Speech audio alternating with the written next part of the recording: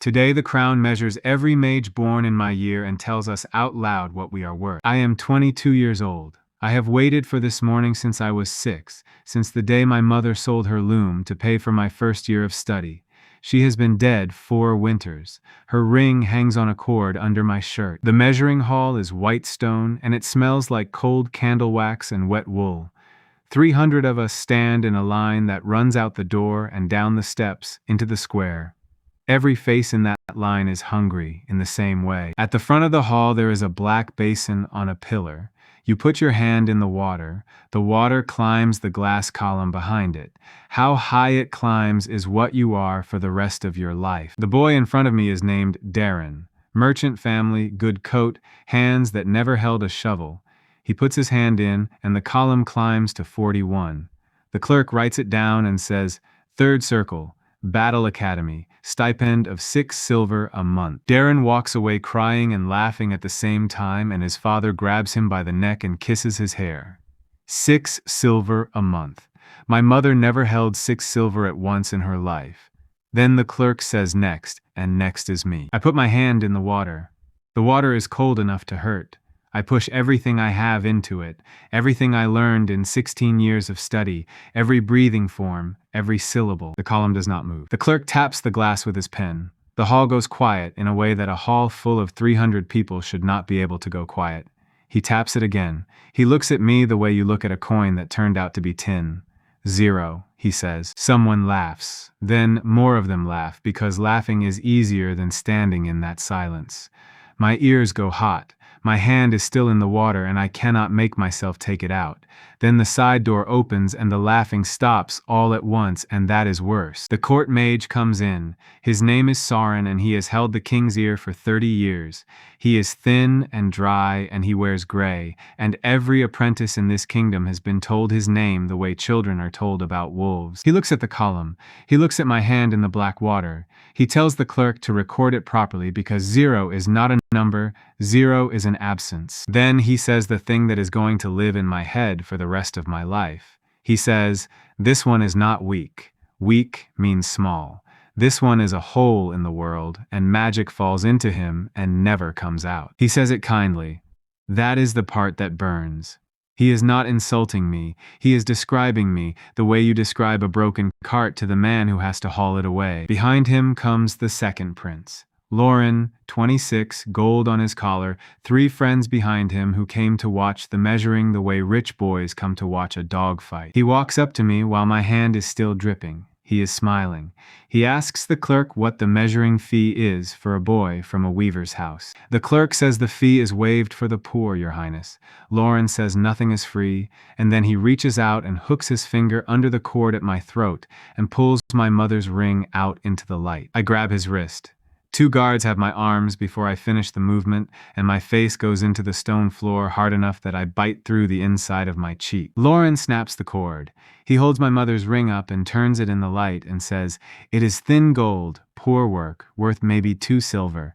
He puts it in his pocket anyway. Then he crouches down where I can see him, and he says the second thing that is going to live in my head.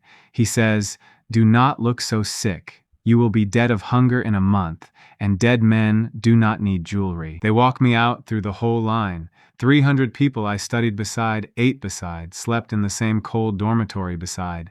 Not one of them says my name. At the gate, a clerk hands me a wooden token that says my registration is void. 1 loaf of black bread and 1 copper coin. That is the law. Every voided student leaves with bread and a coin, so the crown can say it did not throw anyone out empty. 1 copper coin. I hold it all the way down the road because if I put it in my pocket, I will not believe it is real. I walk for 9 days. The first 2 days I am angry and the anger keeps me warm. The 3rd day it rains and the bread turns into paste in my hands and I eat it anyway, all of it, because it is going bad and there is nothing else. The 4th day I trade the copper coin at a roadside stall for 4 boiled eggs and a strip of dried fish. The woman who takes it does not look at me twice. I eat the eggs walking. By the 6th day, I am eating grass. I know which grass at least. 16 years of study taught me a great deal about the theory of channeling and one useful thing about clover. The 7th day, I drink from a ditch, and by the 8th day, my stomach is trying to leave through my mouth. I stop counting hours.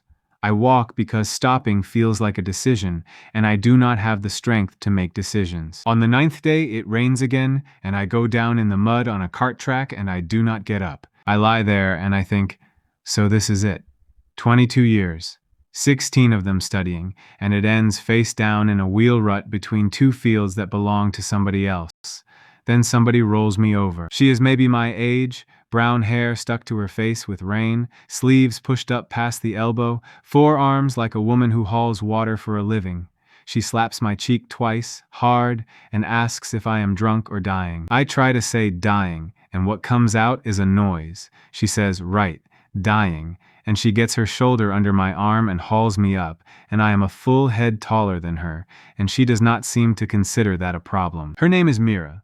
She is the closest thing this place has to a healer, which means she knows 9 herbs, how to set a bone, and how to tell somebody their child is not going to make it. She drags me half a mile. I remember the smell of wet wool and wood smoke and her telling me to move my feet, over and over, move your feet, until my feet actually move. The village is called Stonebrook. It sits in a fold of hills where a stream comes down off the ridge, and there are 11 houses, one of which has lost half its roof, and a low stone wall around the whole thing that a determined sheep could walk over. 31 people live here. I learned that number on my first night, and I have never stopped counting it since. They put me by the fire in the biggest house, which belongs to an old man named Bran, who has one bad leg and a beard like a hedge. Somebody puts a bowl in my hands. It is barley porridge with 2 threads of onion in it. It is the best thing I have ever eaten, and I say so out loud, and a boy laughs at me from the doorway. The boy is Pip. He is 8. He has ears that stick out, and he is holding a goat by the rope like the goat is his personal guard, and the goat's name is Duchess, which somebody in this village thought was funny. I eat the whole bowl. Then Bran tells me, in the voice of a man who is not complaining, that the pot I just ate out of was the last of the barley. I sit there with the empty bowl and the fire popping and 31 people not looking at me, and I understand something that 16 years of study never taught me. These people just fed a stranger the last food in their village, not because they had extra, because I was on the ground and they were not. I say I will pay it back. Bran says nobody here keeps accounts. Mira says something quieter, from the other side of the fire, and what she says is, everybody keeps accounts. He just means we do not send men to collect. I sleep on the floor by the coals, and in the morning I go find something to fix. The well is what I find. It is the only well in Stonebrook, and it went bad 2 summers ago, and now every drop of water in this place gets carried up from the stream in buckets, which is 400 paces down and 400 paces back, and Mira does that walk 14 times a day. I climb down it. Bran holds the rope and tells me the whole way down that this is how young men die. 11 feet down there is a slab of shale that slid in off the wall and sat itself over the spring like a lid. It takes me 4 days. 4 days of hanging on a rope with a borrowed pick, coming up filthy, going down again. On the 3rd day, I drop the pick on my own foot, and Pip laughs so hard the goat runs away. On the 4th day, the slab goes over sideways, and the water comes up cold and clean and fast, and I am standing in it up to my knees, hollering to be pulled out, and I can hear 31 people up there yelling at the same time. That night, Hessa, who is 60 and bakes for the whole village, makes flatbread with the last of the good flour, and nobody stops her. Bran says a well is worth a bag of flour. Nobody argues. Mira sits down next to me on the step with her sleeves still wet to the shoulder, and she says, "So you are not useless." I tell her I am a mage who measured 0.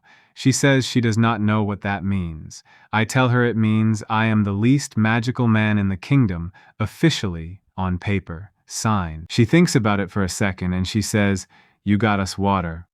That was the whole answer. She got up and went inside. I sit out there a long time after that. Here is what I learn about Stonebrook over the next month. It has 31 people. 9 of them are old enough that a hard winter is a coin flip. 6 are children under 12. There are 4 goats, one of which is Duchess, and is therefore not eaten no matter what happens. They grow barley and turnips on 9 strips of land that belong to Baron Halvard, who owns this whole valley and has never once ridden through it. They give him half of everything at harvest. Then the crown takes a grain tax on the half that is left. 2 years ago, that tax was once a year. Last year, it was twice. This year, the collector says it will be 4 times, because there is a war with the Eastern Duchies that nobody in Stonebrook has ever seen. Tam is the smith, except there is no iron, so what Tam actually does is fix broken tools with older broken tools. He is enormous, he is slow in the way a slow river is slow, and he has a daughter of 6 named Ilsa who rides on his shoulders. There are 2 families in the half-roofed house because their own house fell in, and nobody has the timber to fix it. The stream has fish in it. Nobody takes many because nobody knows how to keep fish more than a day, and a fish you cannot keep is a fish you have to eat before it turns. That is where I start, because that is a thing I actually know. Not from the academy, from my mother, who salted fish in a shed behind our house for 12 years, because the guild rate for a weaver was never enough. I build a smokehouse, stone base, clay pack, a lid of green wood, a fire pit dug down and fed sideways so the smoke comes in cool. It takes me 9 days, and Tam does most of the heavy lifting and does not ask me once what it is for. Pip works the fire with me the whole time because Pip has decided I am his personal responsibility. He asks me 40 questions a day. Half of them are about the capital.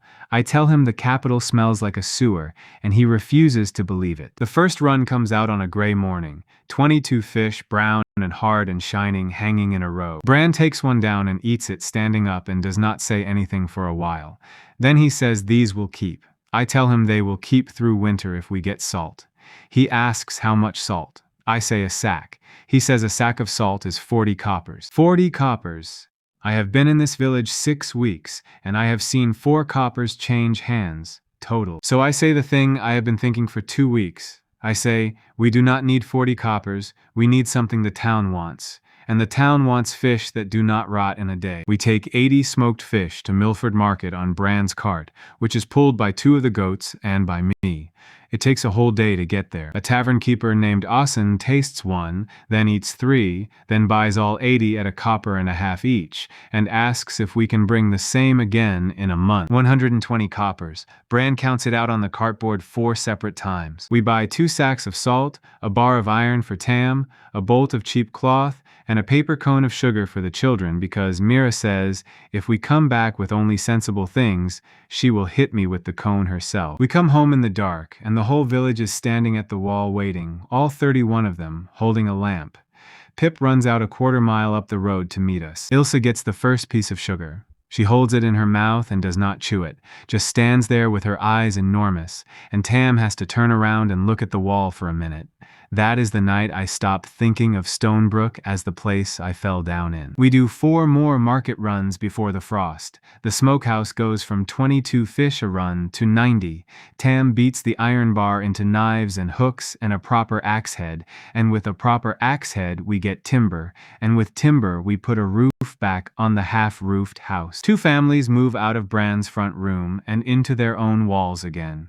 The mother of one of them, a woman named Dell, brings me a cup of hot water with mint in it and does not know what to say and so says nothing and leaves. By the first frost, Stonebrook has 31 people, 6 goats, a working well, a smokehouse running 2 batches a week, 47 coppers buried in a jar under Bran's floor, and a roof over everybody. I have never in my life been this proud of anything. I measured 0 and I got a village through to winter. Then the horses come up the valley road. There are 7 of them. 6 riders in the king's gray, and 1 captain in a coat with fur at the collar, and they come at a walk, taking their time, because men who are taking their time are men who know nobody is going to stop them. The captain's name is Garrick. Bran says it before they are close enough to hear, and Bran says it the way you say the name of a sickness. Garrick rides into the middle of our village, right up to the well, and lets his horse drink from our new bucket. Then he takes out a folded paper and reads it out in a bored voice. Grain tax, 3rd collection of the year, by order of the crown. Payable in barley, in coin, or in kind. Bran comes forward with his hat in his hands and says we already paid the 2nd collection 11 weeks ago, and that what is in the store now is winter seed and winter bread for 31 people. Garrick does not even look at him.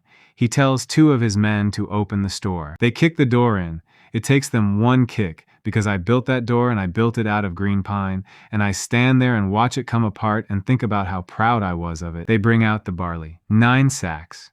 That is everything, that is seed and bread both, and Bran gets in front of the cart with both arms out and says, "Please, my lord, take 5, leave us 4, we will make 4 last." Garrick hits him across the face with the back of his glove, and Bran goes down on the stones. I am moving before I decide to move.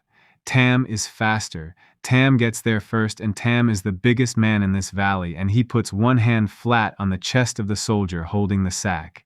He does not swing. He does not shout. He just holds him. Garrick draws a short club off his saddle and breaks Tam's forearm with one swing. The sound of it goes across the whole village, and Ilsa starts screaming from the doorway of the smithy. Tam goes down on one knee holding his arm, and he is still not shouting. He is looking at his daughter and trying to make his face look fine. I get to him. I am kneeling in the mud holding my friend's broken arm, and I look up at 7 mounted men, and I have never felt so completely, uselessly small. Garrick tells his men to load the rest.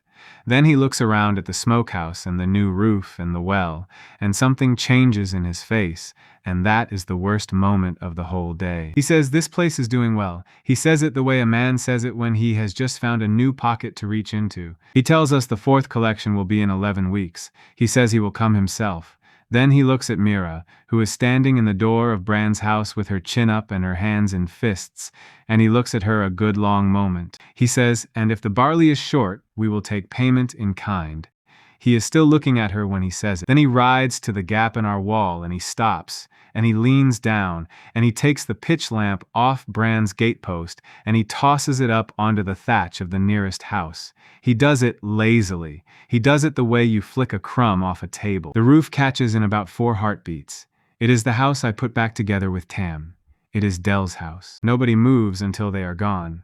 Then everybody moves at once, and we form a bucket line from the well I dug, and we save 2 walls and nothing else. Dell stands in the mud in front of her burned house holding her youngest, and does not make a sound, and that is somehow louder than screaming. Mira sets Tam's arm on the smithy floor with 2 flat sticks and a strip of cloth. He does not cry out.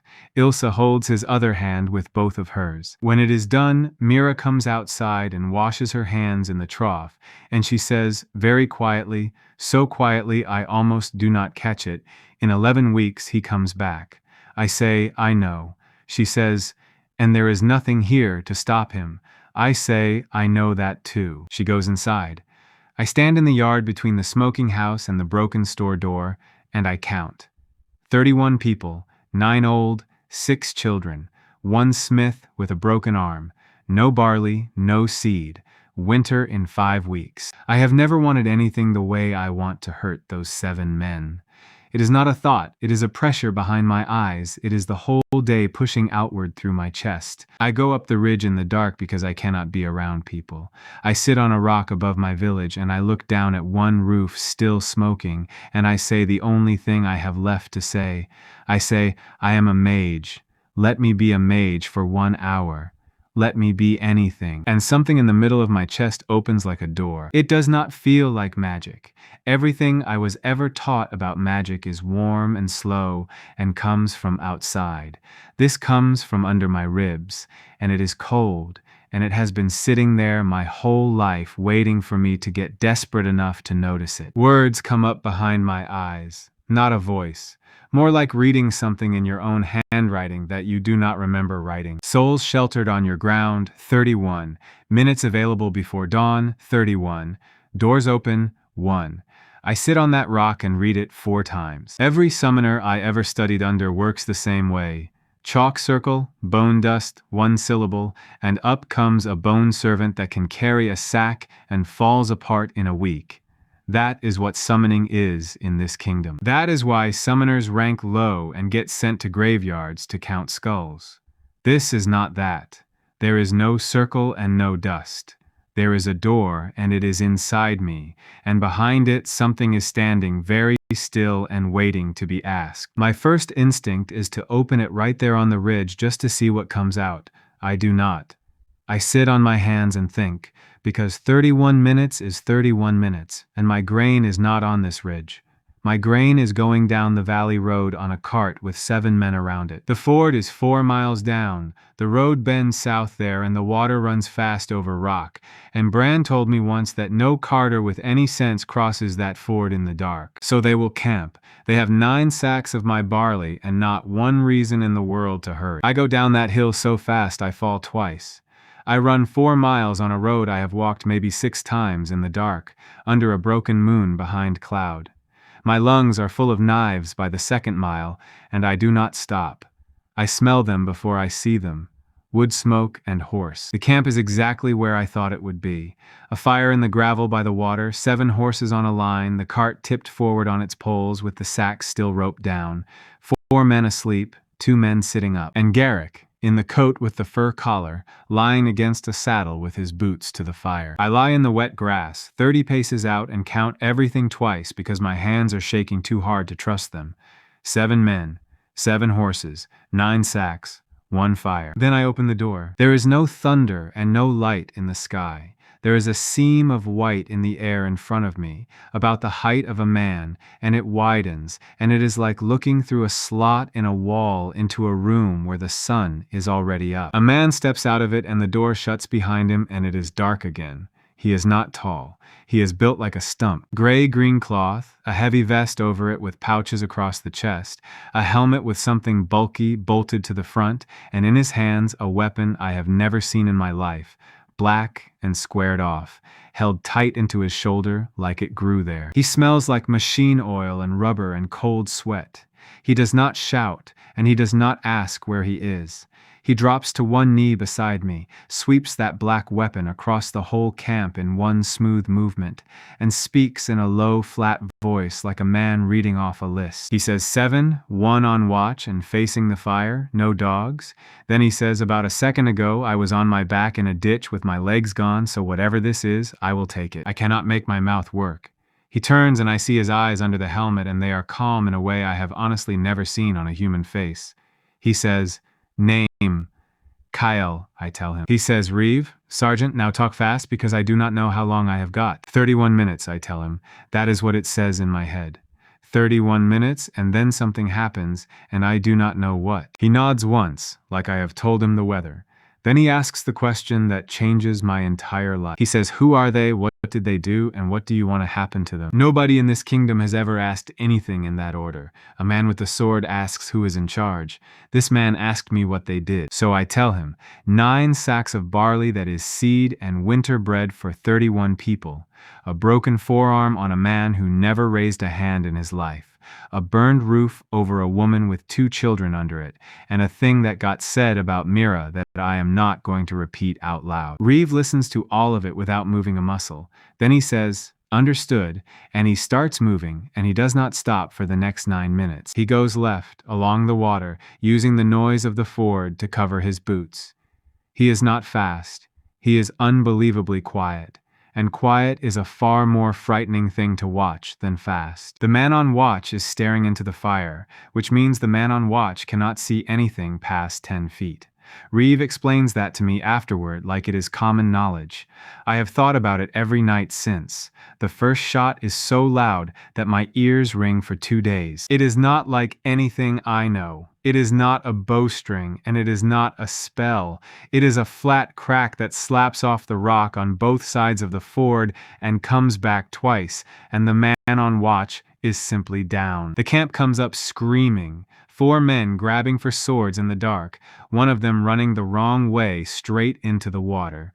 Reeve is already somewhere else. He fires again, and the second man drops. Then again, then twice more, close together. 5 shots, 5 men. Under 20 seconds. The horses go mad on the line. One soldier gets a shield up, an actual shield, and Reeve puts a round through the shield and through him, and the sound that shield makes is a sound I never want to hear again. And Garrick runs. He does not fight for his men. He does not shout an order. He goes off the back of the camp through the shallows with his coat streaming and his boots in his hand, and he crashes into the black brush on the far bank and keeps going. Reeve puts the black weapon on him and holds it there for maybe 2 heartbeats. Then he lowers it. I get to him shouting, "Why did you let him go?" And Reeves says, "Because you have got 20 minutes left and a loaded cart, and I would rather spend them on your winter than on his back." Then he says the other thing that lives in my head forever. He says, "And a man who runs from 6 of his own will tell everybody in the kingdom exactly what happened here. Let him." We work. He shows me how to cut a horse line without losing all 7 at once. He puts 4 in the traces and lashes 3 behind. He walks the camp picking things up and putting them in a pile, telling me what each one is worth, and he is right about every single one. 5 swords, 5 pairs of boots, 2 knives worth keeping, a cookpot, a bag of oats, 11 silver and 40 coppers in a purse on the man who was on watch, which is more money than Stonebrook has held in 10 years, and Garrick's coat with the fur at the collar left across the saddle because he did not take the time to pick it up. At 26 minutes, Reeves stops and goes still, and I ask what is wrong, and he says, "I can feel the clock." At 28, he shows me how to hold reins and how to talk to a nervous horse, and tells me the road home will take 2 hours and to keep the cart on the crown of the road, so the wheels do not drop off the edge. At 30, he says, "Listen to me." He says, "Whatever you did to open that door, learn to do it again." He says, "I was dying. In my world, there is a road and a hole in that road, and my whole squad went into it, and I have been lying at the bottom of that hole for a very long time." He says, "Here I have got my legs back." I tell him I will get him back. I have no idea how. I say it anyway, and I mean it more than I have ever meant anything in my life. He starts to say something else. He says, "Tell Doc that I..." And that is where he stops, because the air where he was standing is simply empty, and there is nothing there but wet gravel and a fire burning down to coals. I stand in the middle of a ford with 5 dead men and 7 horses and 9 sacks of my own barley, saying his name twice into the dark like an idiot. Then I get the cart moving, because he told me to. It takes me until first light. I come up the valley road driving 4 horses I do not know how to drive, with 3 more strung behind, in a cart loaded with grain and swords and silver, wearing a captain's coat with fur at the collar, because it was cold, and it was lying there. Pip sees me first. Pip is up on the wall because Pip has been up on the wall all night, and he screams the whole village awake. They come out of every door, Bran with his stick, Hessa with a shawl over her nightdress, Dell in the doorway of a house with no roof, Tam barefoot in the mud with his arm strapped in Mira's splint, and Mira, who comes out fast and stops dead when she sees the coat. Nobody says a word. 31 people standing in the cold, looking at a cart. Bran gets to the sacks first. He pulls the rope off and puts his whole hand into the barley up to the wrist, and stands there with his eyes shut. Then Hessa starts counting horses out loud. 1, 2, 3, 4, 5, 6, 7. She gets to 7 and says it again, 7, as if the number might change if she checks. Mira does not look at the grain at all.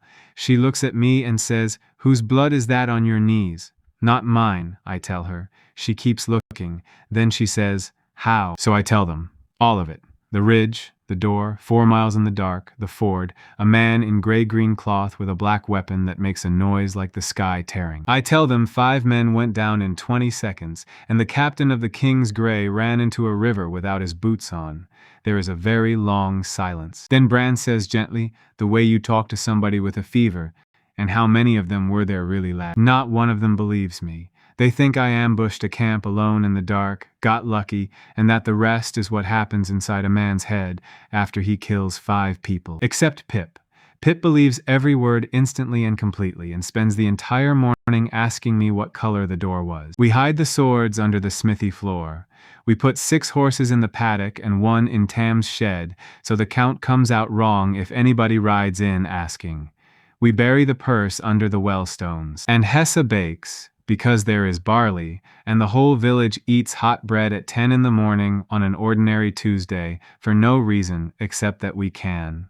I sit on the step with a piece of it in my hand and read the ledger again. Souls sheltered on your ground 31. Minutes available before dawn 31. Doors open 1. The minutes came back. They came back at dawn, and they are the same number they were before. Then I find the second page, and the second page is the one that actually matters. It is a list of works, and against every work there is something on the other side of the door, and almost every line of it is dark. A well and a store and a smokehouse gives me one man with a rifle and whatever he can carry.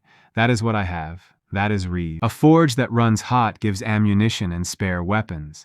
A wall gives armor. A mill gives engines. A powder house gives mortars. A tower with a signal on it gives eyes in the sky. And at the very bottom, so faint I have to look at it sideways to read it, there is a line about souls, and it says that at 10,000 the door stops closing. I sit on that step a long time with the bread going cold in my hand, because I understand it now. I understand the whole thing. It is not a gift, and it is not a spell. It is a trade. The currency is people, and every one of them I keep alive and fed and safe behind a wall is another minute that men like Reeve get to stand on my ground. Mira sits down next to me with her own piece of bread and says nothing for a while. Then she says, "You have got the face of a man doing sums." I tell her 31. She says, 31 what? 31 people, I say. That is what this village is worth, and that is what I am worth, and it is nowhere near enough. She chews her bread and looks out at the 6 horses in the paddock and the 7th in the shed, and she says, "Then go and get more people." She says it like it is the most obvious thing in the world, and she is right, and it is. The problem with getting more people is that people cost food, and food is the one thing we have just barely got. The other problem is Garrick. He went into that river alive, and Reeve was right about what a man like that does next. He talks, and whatever he says will not be the truth, because the truth is that he abandoned 6 men and ran barefoot into a creek. So he will say bandits, he will say 40 of them, he will say Stonebrook is harboring them, because a captain who lost a tax cart needs somewhere for that cart to have gone. We have weeks. Maybe less. I call the whole village into Brand's yard at noon, all 31 of them, and I tell them I am going to show them something, and that some of them are going to want to run, and that running is fine. Then I open the door in front of everybody. The seam of white opens in the middle of a yard with chickens in it, and Reeve steps out into the mud in full kit with his rifle up, sees 31 peasants and 1 goat, and lowers it again. Tessa sits straight down on the ground. Dell makes a noise. Brand does not move at all, and later he tells me his legs had simply stopped taking orders. Pip walks right up to him, 8 years old, straight up to a stranger holding a weapon, and asks him if the door was white on his side too. Reeve crouches down to Pip's height and says, "It was more of a gray." Then he looks up at me and says, 31 again. 31, I say. He stands and turns in a slow circle and looks at Stonebrook the way I have never seen anybody look at anything, and he says, "Right. Then we are not fighting today, we are surveying, and I want a man who knows where the water sits." We give him 31 minutes, and he spends every second of it walking my village and telling me what is wrong with it. He says the wall is not a wall, he says it is a suggestion. He says a wall that a man can step over is worse than no wall because it makes you feel safe while you sleep. He says the ridge behind us is the whole problem because anybody who takes the ridge is looking down into every yard in this village and can count our chickens from up there. He says the store should never have been built next to the fire pit, and that if a burning arrow comes over that wall, we lose the winter in 9 minutes. He walks the ground on the valley side and puts his heel in the dirt in 4 places and says, "Ditch here, bank behind it, throw the spoil inward, make the bank higher than a man on a horse."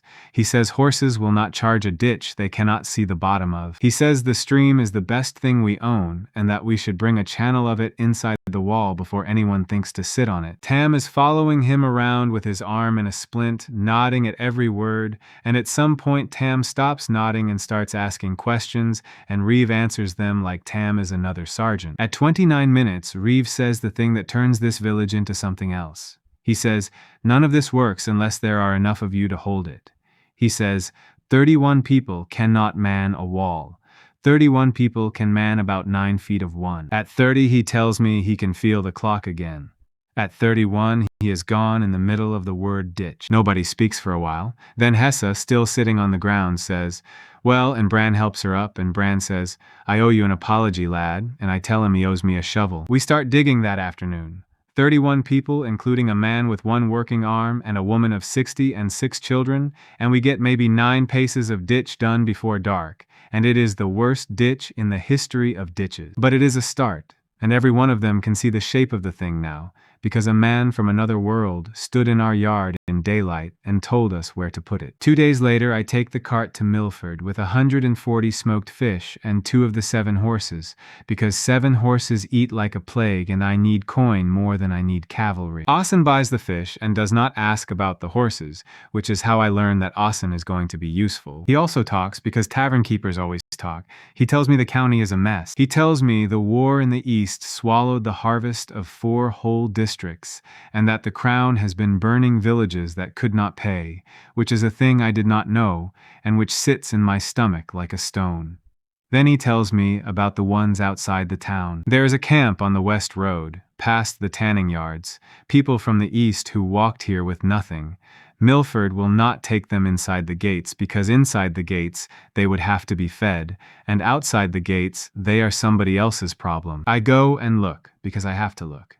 9 miles down the road, there is a village with a burned roof in it, and I cannot make myself walk past 100 paces of people who are worse off than we are. It is 100 paces of mud and lean-tos made from cart canvas. There is a smell there that I recognize from the road, which is the smell of people who have not washed in a month and have stopped caring. I count 68 of them. 19 are children. There is a woman running it, sort of, a broad, tall woman named Yora, who used to keep a mill on the Eastern River until the Crown's foragers took the millstones and the roof. She has a ledger. In a camp with no food, she keeps a ledger of everybody's name. I like her instantly. I sit down on a bucket in front of 68 starving people, and I tell them the truth, because I am not going to start this with a lie. I say, I have a village 9 miles south. There are 31 of us. We have 1 well, 1 smokehouse, 6 horses, 9 sacks of barley, and 47 coppers. And if all of you come, that food lasts 11 days. Somebody laughs at me.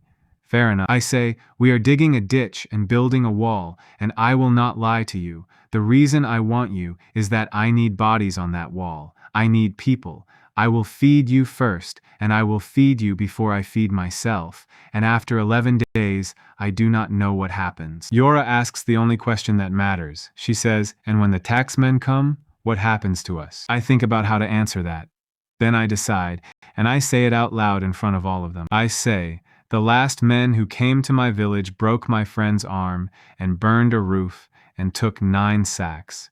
5 of them are lying in the ford 4 miles down the valley road, and their captain ran away without his boots. The camp goes very quiet. Yora looks at me for a long moment, then she picks up her ledger and she says, we walk in the morning. 41 of them come. Not all 68.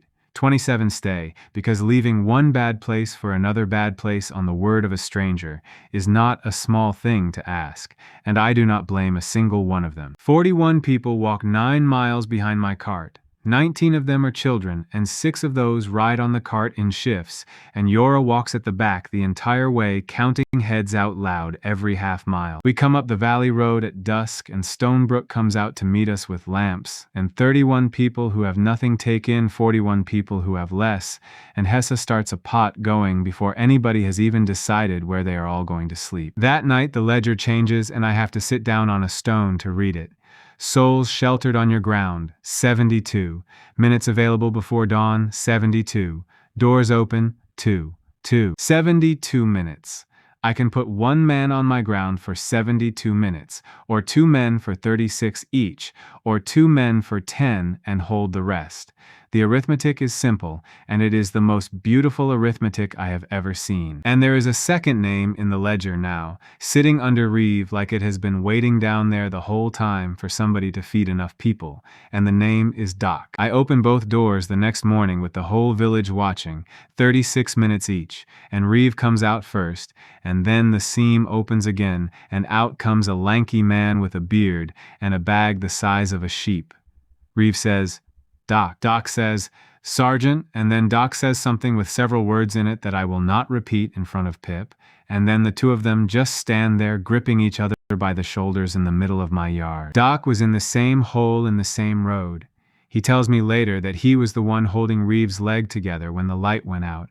Then he sees Tam's arm and forgets everything else. He unwraps Mira's splint and looks at it and says, "Whoever set this got the alignment near enough, which, under the circumstances, is a small miracle." Mira, who has been standing there with her arms folded ready to fight, unfolds her arms.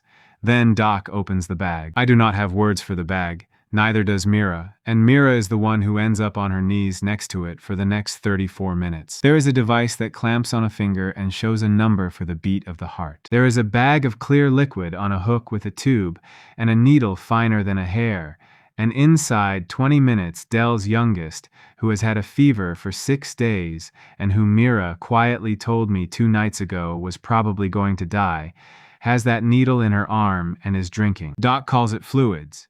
He says the fever is not what kills the small ones. He says what kills them is that they stop drinking and dry out from the inside, and that half the children he has ever lost, he lost to that. Mira asks him to say that again, then she asks him to say it again, slower. Then she runs into Brand's house and comes back with a scrap of charcoal and the flat side of a board and starts writing. She cannot write. She knew 9 letters when the day started. She has Doc spell it out, and she copies the shapes like a woman copying a spell, and that board is the first page of what turns into the most important book anybody in this valley has ever owned. Doc reset Tam's arm properly. He shows Mira why the angle mattered. He shows her how to wash her hands and why, and when she asks why again, because Mira always asks why twice, he tells her about things too small to see that live on skin and get into wounds. Mira says, "So the old women who boil the cloths are right." And Doc says, "The old women who boil the cloths have been right for 1,000 years. They just could not tell you the reason." At 34 minutes, Doc is teaching her how to tie off a bleeder. At 35, he tells her the rest is in his head and he cannot leave his head behind. At 36, he is gone, and the bag goes with him, and the needle comes out of Dell's daughter's arm and vanishes in the air. The child keeps drinking. That part stays. Mira sits in the dirt with a board covered in charcoal letters and does not move for a long time. Then she says, "1 hour. I say what?" She says, "In 1 hour that man taught me more than every healer I have ever met put together." She says, "Get him back." She says it with a face I have not seen on her before, and her voice is not steady. I tell her I will. I tell her the number. 72 people, 72 minutes, and it grows every time somebody walks through our gate. She looks at the 41 new people spread out across the yards of a village that has 11 houses, and I watch her doing the same sum I did. Then she says, "We are going to need more houses. We build for 9 days straight. Every hand goes on the ditch or on the timber." Yora turns out to run people the way Reeve reads ground, and by the 3rd day she has the whole thing organized into shifts with a rest and a meal in the middle, and nobody argues with her, because she has the ledger and she reads out names. The ditch goes from 9 paces to 240, and it comes up to my chest, and the bank behind it comes up over my head. Tam sets a gate frame with 1 hand and 6 volunteers. We put a channel in from the stream, so there is running water inside the wall. We move the store away from the fire pit and roof it in green sod so an arrow will not light it. 6 new houses go up, rough, 1 room, no windows, packed with clay. They are ugly.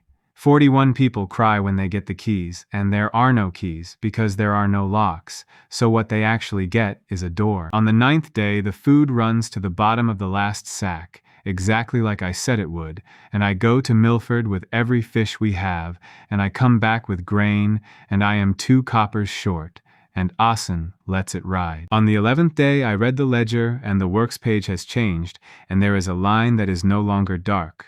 A wall, it says.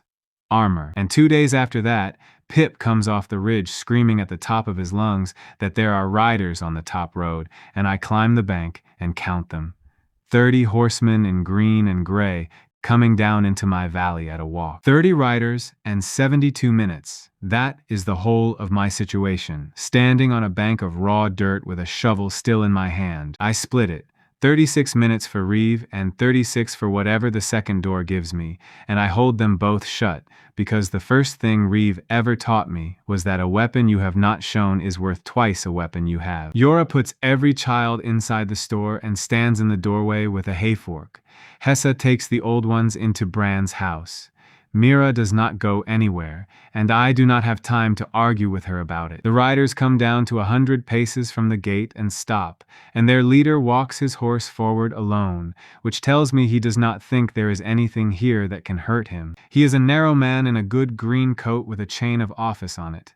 His name is Corvin, and he is steward to Baron Halvard, who owns every strip of dirt in this valley, and has never once ridden through it. He looks at my ditch. He looks at my bank. He looks at 240 paces of earthwork that was not here in the spring, and something moves behind his face. Then he reads out his business in the flat voice of a man who has read it out 400 times. Item: the Crown reports armed men on the valley road and a tax cart taken by force.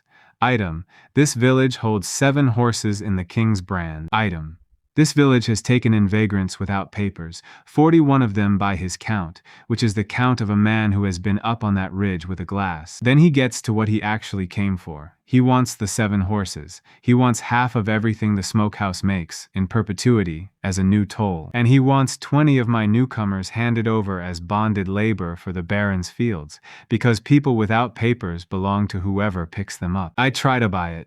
I want that on the record, in front of every soul standing on my wall.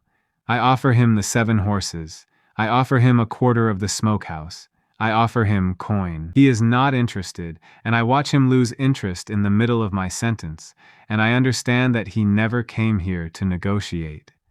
He came here because a village that got rich enough to build a wall is a village that has something worth taking. He waves 2 of his men through the gate to start pulling people out of the line. They go straight past the men, because men are trouble, and they take hold of a girl of about 15 named Ants, who came from the camp on the West Road with her grandmother and nobody else. Her grandmother gets in the way.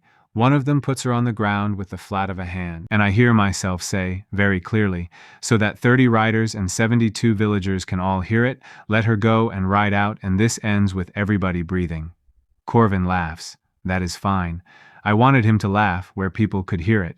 Then I open both doors. They open 12 paces apart on either side of the gate, and they do not make a sound, and the first thing the riders see is the light on the mud. Reeve comes out of the left one. Out of the right one comes a man I have never seen, taller, narrow, with a rifle that is longer than he is wide, and a cloth over the barrel, and he goes flat on the bank without saying one word to anybody. Reeve says, "Ash is up." Then he looks at the field and says, 30, mounted, 1 talking. Rules. I say, the ones who leave, leave. He says, understood. Corvin's horse is already going up on its hind legs, because horses know before men do.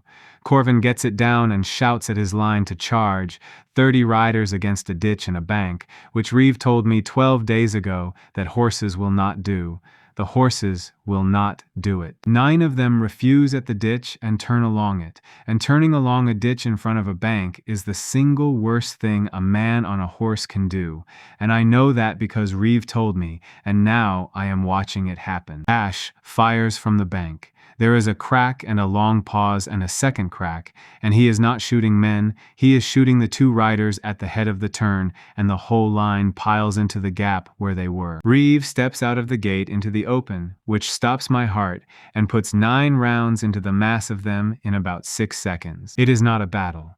It is a thing happening to 30 men who have never once in their lives been on the receiving end. Corvin's horse goes down, and he comes off it into the ditch, and lies there in the muddy water with his chain of office in his teeth. At 40 seconds, Reeve shouts something at them in a voice like a hammer on a door, and the words are drop it and get down, and 9 of them understand the tone if not the words, and go flat in the grass. At 1 minute and 10 seconds, the last 4 riders are going back up the top road at a gallop with their reins loose, 9 dead, 21 alive.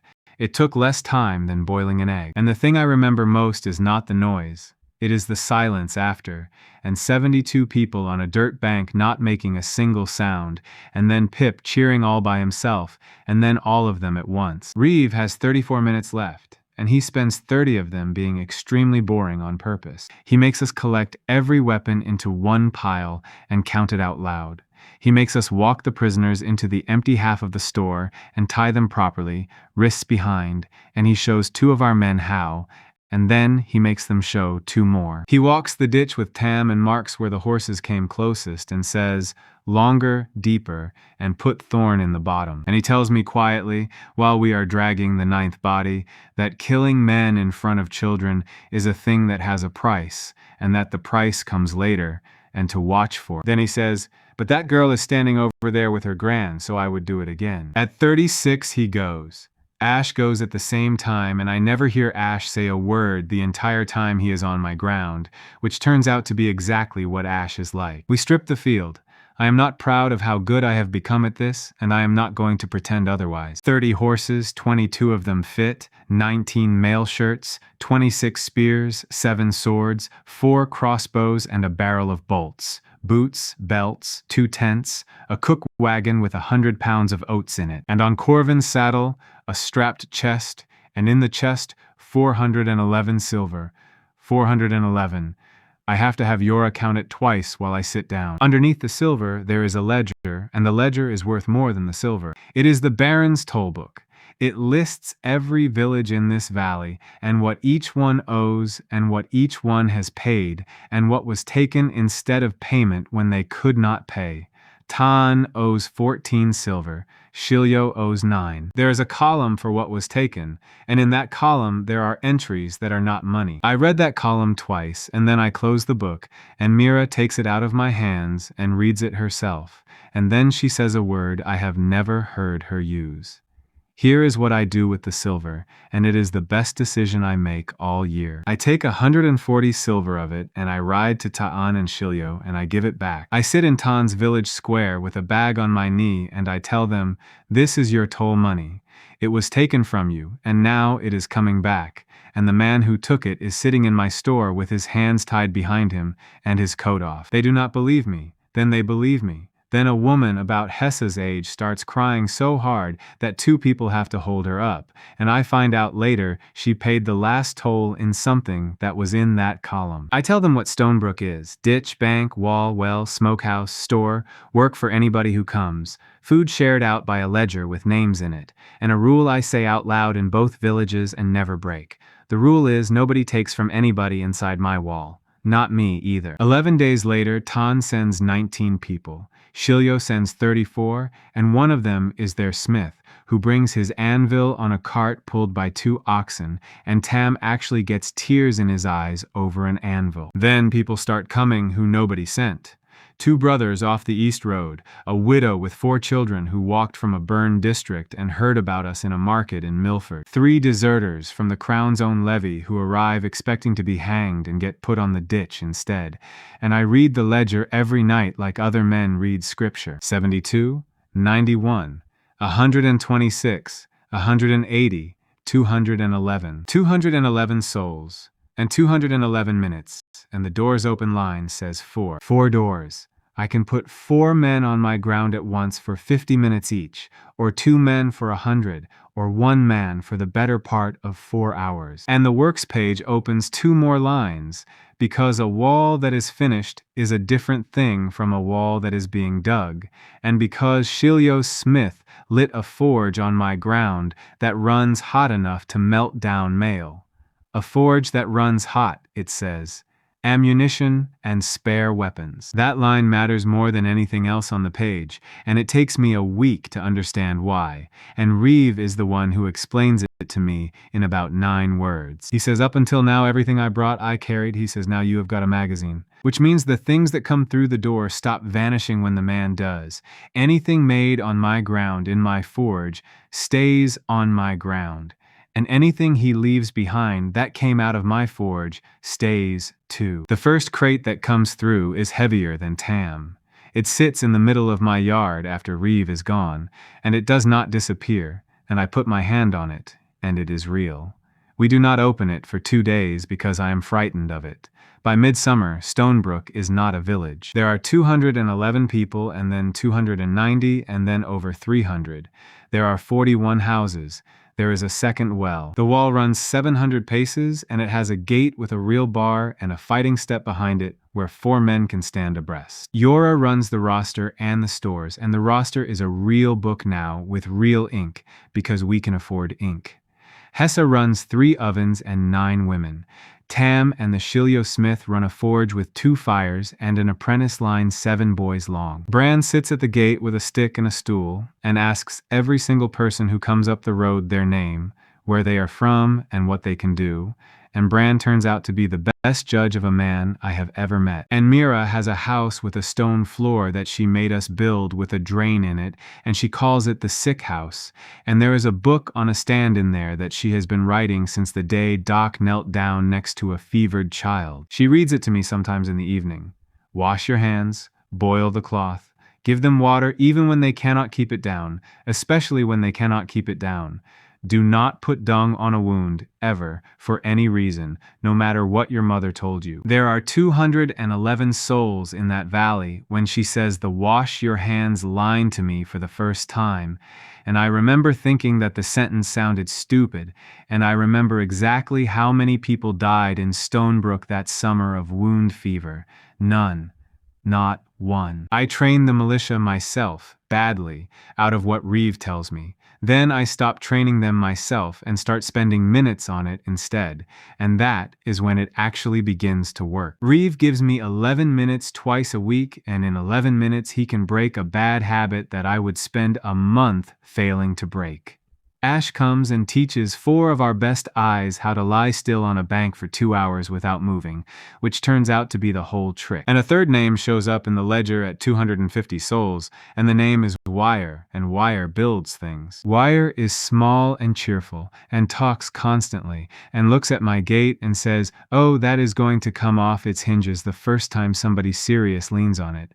Then he shows Tam how to hang it so that it will not. He teaches us about triangles. He walks the wall and puts his hand on it and says which parts are wrong and why, and he does it with a stick in the dirt, drawing, while 30 of our people crowd around him like it is a fair. He looks at the stream and says, "You have got fall here. Why are you not turning a wheel with that?" Nobody in Stonebrook has ever thought about it. Water goes downhill. That is what water is for. 11 weeks later, there is a mill on my stream, and a mill wheel turns a shaft, and the shaft turns a hammer, and the hammer beats iron all day without a man's arm behind it, and Tam stands in front of it on the first morning and laughs like a boy. That night, the works page opens the line that says a mill gives engines, and I do not sleep at all. Mira finds me on the wall at about 2 in the morning and sits down next to me on the fighting step with a blanket around her shoulders and says nothing for a while. Then she says, "You are going to have to tell them." Tell them what? That this does not stop, she says. That every one of them thinks we built a wall so we can be left alone, and that we are not going to be left alone. I do not answer that for a long time, because she is right, and because I have known it since the day Corvin read out his list. Baron Halvard is not going to forget 21 of his men walking home without boots. Garrick is not going to forget a river, and somewhere in a white stone hall in the capital, there is a clerk with a book, and in that book is a valley that stopped paying. Mira pulls the blanket wider and puts half of it over my shoulders, which is the first time she has ever done that. Then she says, "So tell them, and let them choose, because if they choose it, they will hold." And she says, "And stop sitting up here alone doing sums. It is bad for you." I tell them in the morning, all 311 of them in the square, and I do not dress it up. I tell them what I was, what I measured, what got taken from me in the capital and by whom. I tell them what is behind the door and what it costs and what makes it grow. I tell them that every person who walks through our gate makes every one of us harder to kill. Then I tell them that the crown is going to come, and not with 30 men. Nobody leaves. Yora opens the book and reads the roster out loud, all 311 names, and it takes 11 minutes. And at the end of it, Bran bangs his stick on the step twice and says, "Right. Back to work." We open the crate on a Tuesday with the whole village standing back like it might bite. Inside, there are 4 rifles packed in grease, and 9 flat boxes of ammunition, and a folded card with drawings on it that Wire made for us before he went, showing how to clean the thing and in what order. Tam picks one up with his good hand. He is a smith. He has spent his whole life understanding what metal is for. He turns it over twice, opens the part that opens, looks down the barrel at the light, and says, "Oh, that is the whole of Tam's opinion." Oh. Ash spends his next 20 minutes teaching 4 people to shoot, and does it almost entirely with his hands, because Ash still has not said more than 9 words to me in total. By the end of summer, there are 19 of our own who can hit a barrel at 200 paces, and a rule that nobody under 16 touches a rifle, which Pip campaigns against daily and loses daily. And the magazine grows, because the forge runs hot, and the mill turns the hammer, and everything that comes through the door now stays. I stand in the store one evening with a lamp and count it, and there are 19 rifles and 31 boxes and 2 crates I have not opened yet, and I have to put the lamp down because my hands are not steady. A year ago, I was eating grass on a cart track. That is the summer Stonebrook stops being a place people flee to and starts being a place people come to on purpose. The market at Milford knows us. Austin buys everything the smokehouse makes and asks for double. We sell iron tools now, real ones made by 2 smiths and a water hammer, and a Stonebrook axe head goes for 9 coppers and is worth every one. We sell saltfish, smoked mutton, nails, hinges, hoops, and a plowshare that Wire drew in the dirt and Tam made real, and that plowshare turns the heavy ground in the bottom fields that nobody in this valley has ever been able to break. Wheat. For the first time in the memory of anybody living in this valley, actual wheat, standing in a bottom field that everybody swore was dead ground. People come up the road every week. Bran sits at the gate and asks them their name and where they are from and what they can do, and the answers get better as the summer goes on, because word travels and word says come with a trade. A cooper, a tanner, 2 carpenters, and a wheelwright, a man who had been a clerk in a burned district, and who can add faster than Yora, which Yora takes as a personal insult for about 9 days and then puts him to work. 640 souls by the end of the summer. 640 minutes a day. 4 doors. 10 hours of 1 man, or 5 hours of 2, or nearly 3 hours of 4 men standing on my ground at once, and a 4th name in the ledger, and the 4th name is Bull. Bull comes through the first door I open after the wall is finished all the way round, and Bull is the widest human being I have ever seen, and he is carrying a weapon that takes 2 men to lift, and that he holds like a bundle of firewood. He steps out, looks around at my village, looks at the ditch, looks at 600 people staring at him, and says, "Is there food?" There is always food now. That is the thing I am proudest of in my whole life. Somebody asks for food in Stonebrook and the answer is yes. Bull eats 4 bowls of Hessa's mutton and barley, and then goes and sits on the fighting step and lets Pip climb on him like a hill. And this enormous man from another world spends 20 minutes of a very expensive hour letting an 8-year-old put a straw hat on his head. Doc comes every week now. Mira gets the whole hour and she uses every second of it. She has 3 girls training under her and a boy who wanted to be a soldier and turned out to have hands. She has a room with a stone floor and a drain and boiled cloth in a covered crock and a book that is now 2 books. I break 2 fingers in the mill in the autumn, doing something stupid with a shaft that was turning at the time. Mira straps them and then she keeps hold of my hand a moment longer than the work requires, and she says, "You are the only person in this village who does not come to me until it is bad." I tell her I did not want to waste her time. She says, "Look at me." So I look at her. She says, "There are 640 people here, and every one of them is here because of a thing you did, and if you break yourself, I will have to run this valley, and I do not want to run this valley, I want to run this room." Then she lets go of my hand, and turns around and starts putting things away that were already away. I walk out into the yard and stand there for a minute in the cold, and Bran, sitting at the gate on his stool, looks at my face and says, "Took you long enough," and goes back to whittling. The crown comes for us in the first week of autumn. Not 30 men this time, 100 in column on the top road with the supply train behind them and a banner. Pip counts them from the ridge and comes down the hill so fast he loses a shoe. 104, he says, and 9 wagons, and a lady in white armor at the front. I go up on the bank and look, and everything Reeve ever taught me about ground goes out of my head, because the column stops a full mile out and makes camp properly with a ditch of its own, and that is not a raiding party. That is a soldier. She rides down alone the next morning with a white cloth on a spear and no helmet, and she stops at 40 paces and waits to be invited, which nobody has ever done in this valley in the history of the world. Her name is Seren Vale. She is a knight of the royal household, 31 years old, and she has been sent to restore the king's order in the Halvard Valley and to find out what happened to a tax cart, a captain's escort, and 21 of a baron's men. I invite her in. Yora thinks I have lost my mind. Reeve, when I tell him later, says it was the right call and then says a word I did not know. Seren walks my village for 2 hours, and she does not miss anything. She looks at the ditch and the bank and the thorn in the bottom of it and says, "Whoever laid this out has done it before." She looks at the fighting step and the loopholes and the water channel inside the wall. She looks at the mill. She stops in front of the mill for a long time. Then she looks at the sick house, and Mira takes her in, and I do not know what Mira says to her in there, but Seren comes out different. And at the end of it, she sits down at Bran's table with a cup of small beer in her hand, and she says, "I have been in 14 of these valleys this year. 9 of them were burned, 2 of them were empty, this one has a wheat crop." Then she puts her cup down and tells me the truth, which I appreciate more than she knows. She says, "None of that is going to save you. Her orders are 3. Hand over the men who took the tax cart. Pay arrears of 14 years computed at the new rate, which she has in writing, and which is a number so absurd that Yora actually laughs when she hears it. And accept a crown garrison of 40 men inside my wall, quartered on the village, permanent." I say yes to the second one. I will pay. I have 400 silver and a market, and I would rather buy 14 years of peace than fight for it.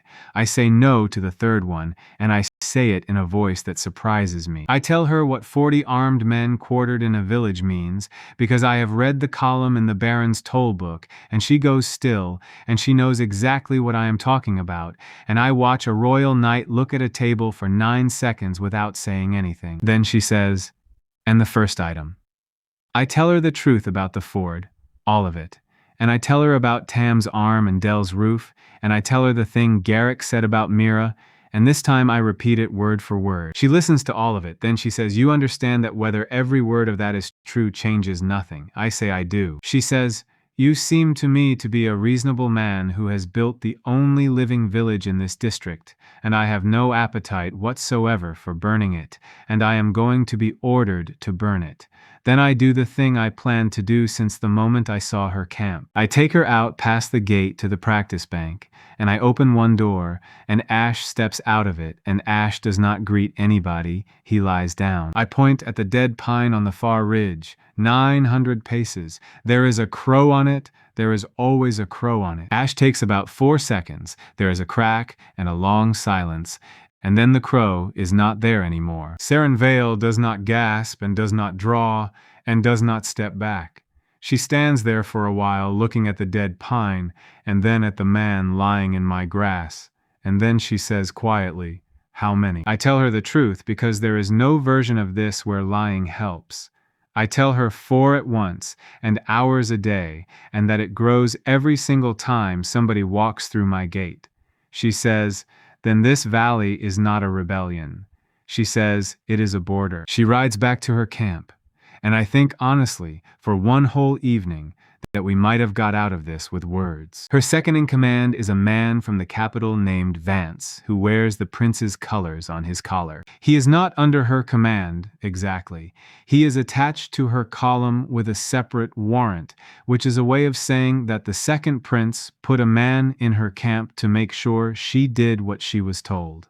Vance attacks at 2 in the morning without her. He takes 60 men down the top road on foot in the dark, past the ridge in 3 groups, and he does it well enough that I would never have known if Ash had not spent 2 months teaching 4 of our people how to lie on a bank and not move. Ants, the girl Corvin's men laid hands on in the spring, is the one on watch on the north bank. She is 16 now. She does not blow the horn straight away. She counts them first, because Ash told her a number is worth more than a warning, and then she blows it.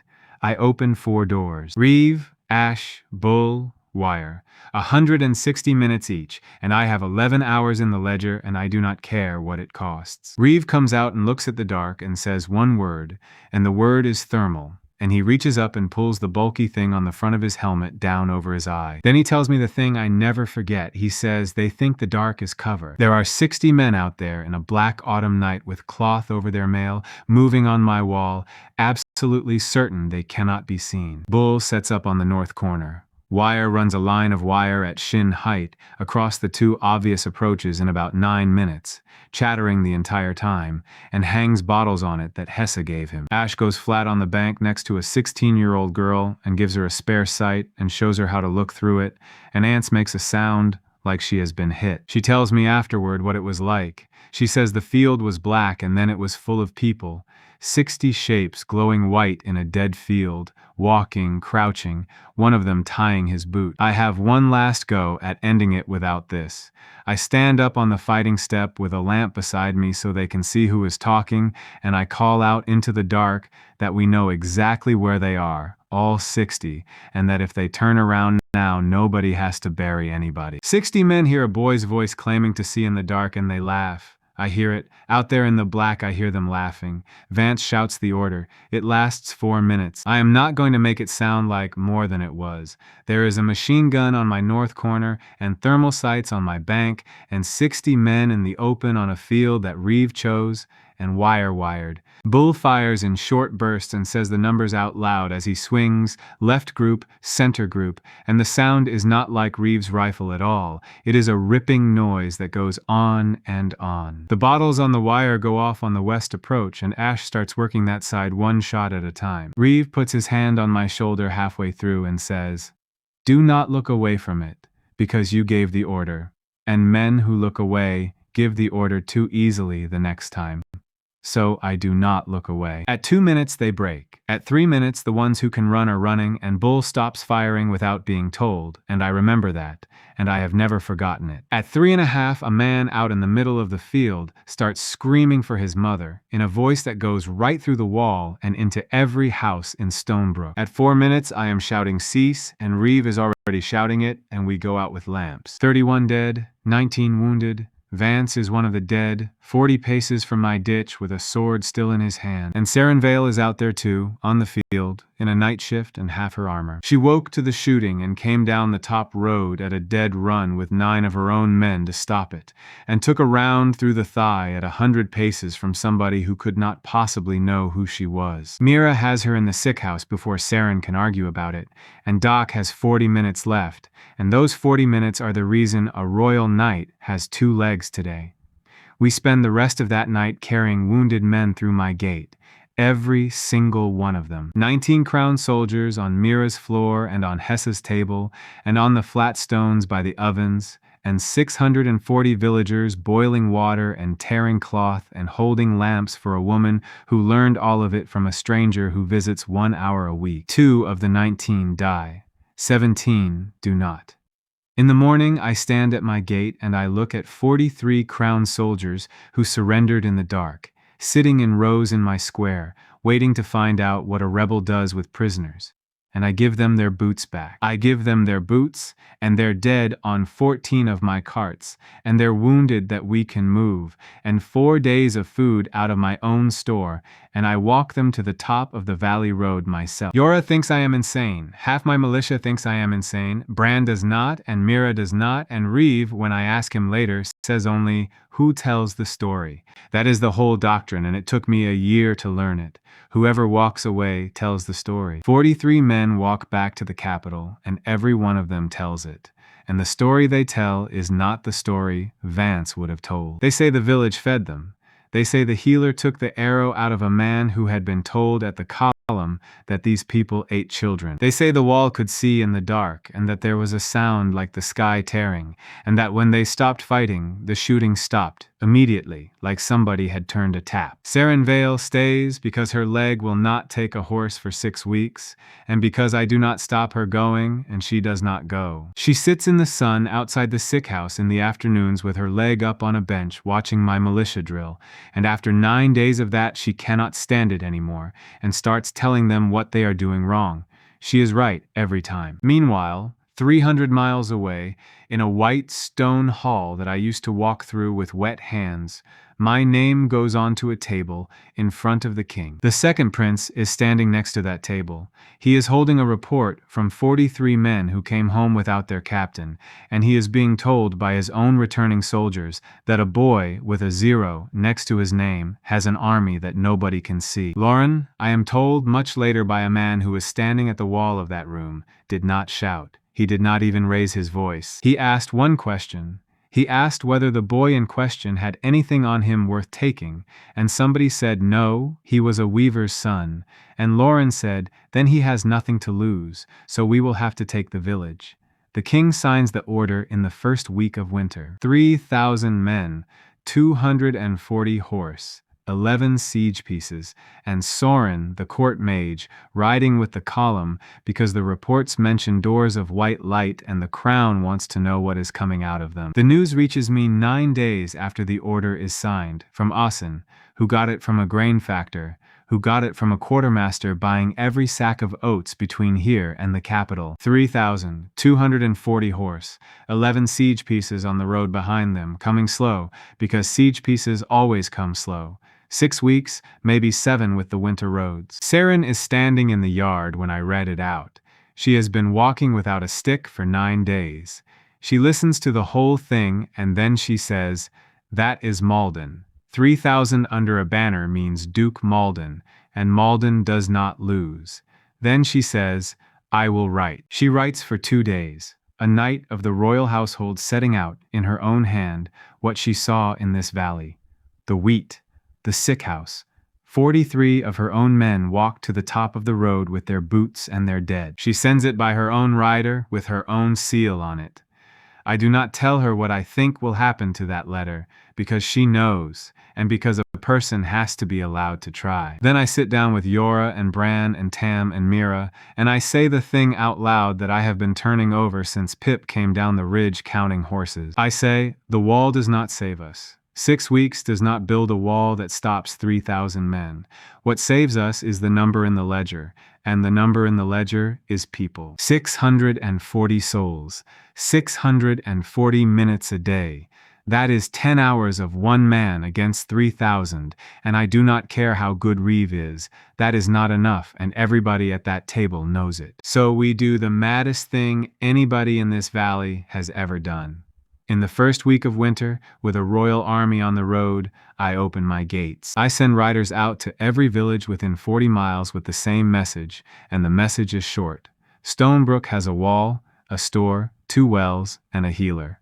The crown is coming through this valley. Come inside for the winter and bring what you can carry, and there is no charge, and there is no bond, and there is no toll ever. Bran writes the last part himself. He says, put in that nobody takes from anybody inside the wall, because that is the part they will not believe, and it is the part that will bring them. They come. Tan comes entire, every soul, 91 of them, with their goats. Shilio sends 200. 4 hamlets I have never even heard of come down off the high ground with sledges. Milford does not come, because Milford has its own walls and its own council and its own opinion of me, but 19 families from Milford come anyway in the night without telling the council, and Asen comes with them and brings 4 wagons of salt. By the middle of the second week, there is a line on the top road that does not stop for 3 days. Yora stands at the gate with the book and writes down every single name, and when her hand cramps, she gives the pen to the clerk from the burned district and holds the lamp for him instead. 1,100, 1,400, 2,106, 3,409 souls behind my wall, in tents and lean-tos and stables and 4 long sheds we throw up in 9 days, and it is the coldest winter in 20 years, and there is not 1 hour of any day when somebody is not shouting about latrines. 3,409 minutes a day, 56 hours, and the ledger says doors open, 6 at once, 6 men on my ground at the same time for 9 hours each. I read that line 4 times. Then I put my head down on the table and Mira brings me soup and does not say anything and puts her hand flat on the back of my neck for about 4 seconds, and that is the only reason I get up. Now the works. Wire practically lives here. I burn hours on him the way a rich man burns candles, and he never once tells me it is a waste, because Wire looks at a valley full of people with hands and sees the best thing he has ever been given. He wants three things and he wants them in order: powder, a foundry, a tower. Powder first, because powder is the one that turns everything else on. He puts a stick in the dirt and draws it out for a crowd of 200, and he says, charcoal, sulfur, and saltpeter, and two of those we buy, and one of them we grow. And everybody says grow, and Wire grins the grin of a man about to enjoy himself enormously. You grow saltpeter in a heap. You grow it out of dung and straw and ash and old bedding and urine, turned and watered and left to work, and after a few months you leach it and boil it, and it comes out as white crystal in the bottom of the pan. The village takes a full day to understand what he is asking for. Then Hessa says, so we are to make war out of the midden. Wire says, madam, we are going to make war out of every chamber pot in this valley. The niter beds go in behind the north wall, 14 of them, each 9 paces long. Every household has a jar by the door and a boy who collects it, and Pip, at 9 years old, appoints himself the general of the jar boys, and takes the job so seriously that he starts issuing fines. Asen brings sulfur up from a trader at the coast, 4 barrels, and charges me a criminal price for it, and I pay it and shake his hand. Charcoal we have because we have a valley full of trees and 9 men who can burn a clamp. The powder house goes up 200 paces outside the wall, downwind, with a light roof, because Wire says the roof should be the thing that leaves first. There is a rule that you go in with wooden tools and no boot nails, and Wire tests it by throwing a nail on the floor and shouting at people. The first barrel of Stonebrook powder is made on the 9th day of the 2nd month of winter, and Wire fires a handful of it on a stone in the square, and the whole valley cheers a bang. And the works page opens a line that has been dark since the first night on that ridge. A powder house, it says. Mortars. The foundry is Tam's and the Shilio smiths and 100 people carrying ore off the ridge, because there is iron in that ridge, and there has been iron in that ridge since before anybody was born, and nobody ever had a reason to dig it. Wire builds a furnace tall enough to need a ladder and blows it with 2 bellows driven off the mill shaft. The first tap runs down a sand channel in front of 600 people at midnight, the color of a sunrise, and I stand there and call it the best thing I have ever seen. Wire watches it run and says, congratulations, you have got an industry. Then the tower. He puts it on the shoulder of the ridge, 40 feet of braced timber with a platform and a shuttered lamp on top, and a second one 9 miles south, and a third at Milford Crossing, and he teaches 19 people a code of long and short flashes. I ask him why the tower matters more than the guns, and he says, because you cannot hit what you cannot see, and then he says, and because a tower is a place to stand, and you are going to want something standing up high. The night the 3rd tower lights, and all 3 of them are flashing at each other across 9 miles of Black Winter Valley, a 5th name comes up into the ledger under Wire. Her name is Kit, and she comes through the door carrying a flat case and a folding thing with 4 arms, and she looks around at a medieval village at night with a bonfire going in the square, and she says, oh, this is going to be brilliant. Kit is 24 and talks even faster than Wire. She unfolds the 4-armed thing on the ground and it starts to hum, and then it lifts, straight up, no wings, no wind, 9 feet, and hangs there in the air over my square, making a noise like a hive. 3,000 people see that. There is no shouting, no screaming. There is a sound like the whole valley breathing in at the same time. It goes up until it is a spark. Then Kit sits down, cross-legged with the case open on her knees, and turns the case around so I can see it, and there is a picture in it, moving, and the picture is my village from above. I see the wall, I see the shape of the ditch, I see the mill and the powder house and the ovens and the long sheds and the 3,000 small marks that are people, and I see all of it at once, and something in my head rearranges itself permanently. Pip is at my elbow. Pip is always at my elbow. Pip says, is that us? That is us, I tell him. He looks at it for a long moment and then he says, we are very small, and then he runs off to tell the jar boys. Kit flies the ridge, the top road, the ford, and Milford Crossing in 9 minutes. She maps the whole approach and Wire draws it out on a board, and the 2 of them argue about ranges for an hour, and I stand there and listen and understand about a third of it, and it is the best hour of my winter. Then Kit says the thing I need to hear. She says, your ground is good. She says they have to come down that top road because everything else is bog in winter, and when they come down, they are in a bowl, and you own the rim. And then, because the mill turns and the foundry runs and there is a road inside my wall wide enough for it, the ledger opens the line about engines. I do not know what it means until I open the door on the practice ground on a gray morning with Reeve standing next to me. The seam of white opens and it keeps opening. It goes wider than a man, wider than a cart, and the light on the snow is so bright that people are shielding their eyes, and out of it comes a noise like the mill and the forge and a thunderstorm all at once. The thing that comes out is 8-wheeled and green-gray, and it is the size of a barn. It comes out at a walking pace with a man standing up out of a hatch on the top of it, and the ground shakes, and every horse in Stonebrook goes insane, and Duchess the goat runs directly into a wall. Reeve looks at it, and for the first time since I have known him, Sergeant Reeve grins like a boy. He says, "The hog." The man in the hatch is called Pharaoh, and he is a driver, and he is quietly furious about the state of my roads. He talks about my main street the way Mira talks about people who put dung on wounds. The hog has armor that a crossbow bolt bounces off, and a gun on top of it that can put a shell through a stone barn, and it can carry 8 men inside it and go anywhere a cart can go, and a great many places a cart cannot. Wire walks around it 3 times touching it. Tam gets underneath it and stays there for 20 minutes. 3,400 people stand in a ring around it in the snow, and nobody says a word. And then Bran, who is 81 years old and who was born in a hut in this valley and never went further than Milford in his life, walks up and puts his hand flat on the side of it. He says, "Well, and that is the moment I stop being frightened of what is coming down the road, which was a mistake, but it is the truth. We drill all winter, 6 doors, 9 hours, every day, and I spend them like a man who knows the harvest is coming." Reeve trains the militia into something with shape. Ash builds a school of 11 marksmen on the bank. Bull teaches 4 crews to feed a gun and to count out loud. Wire and Tam build mortars.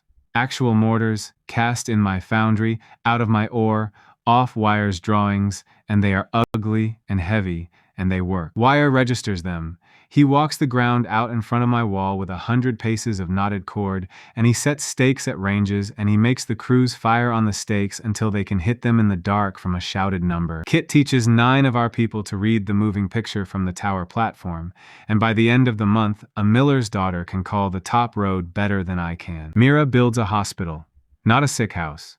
A hospital, 40 beds in a long shed with a stove at each end and a room at the side with a table and light, and she has 9 people trained under her now, and she runs them like Yora runs the roster. And in the last week before they come, Doc spends a whole hour teaching 200 people, in a barn, with Mira translating, how to stop a man bleeding out with a strip of cloth and a stick. 200 farmers turning sticks on each other's arms in a cold barn.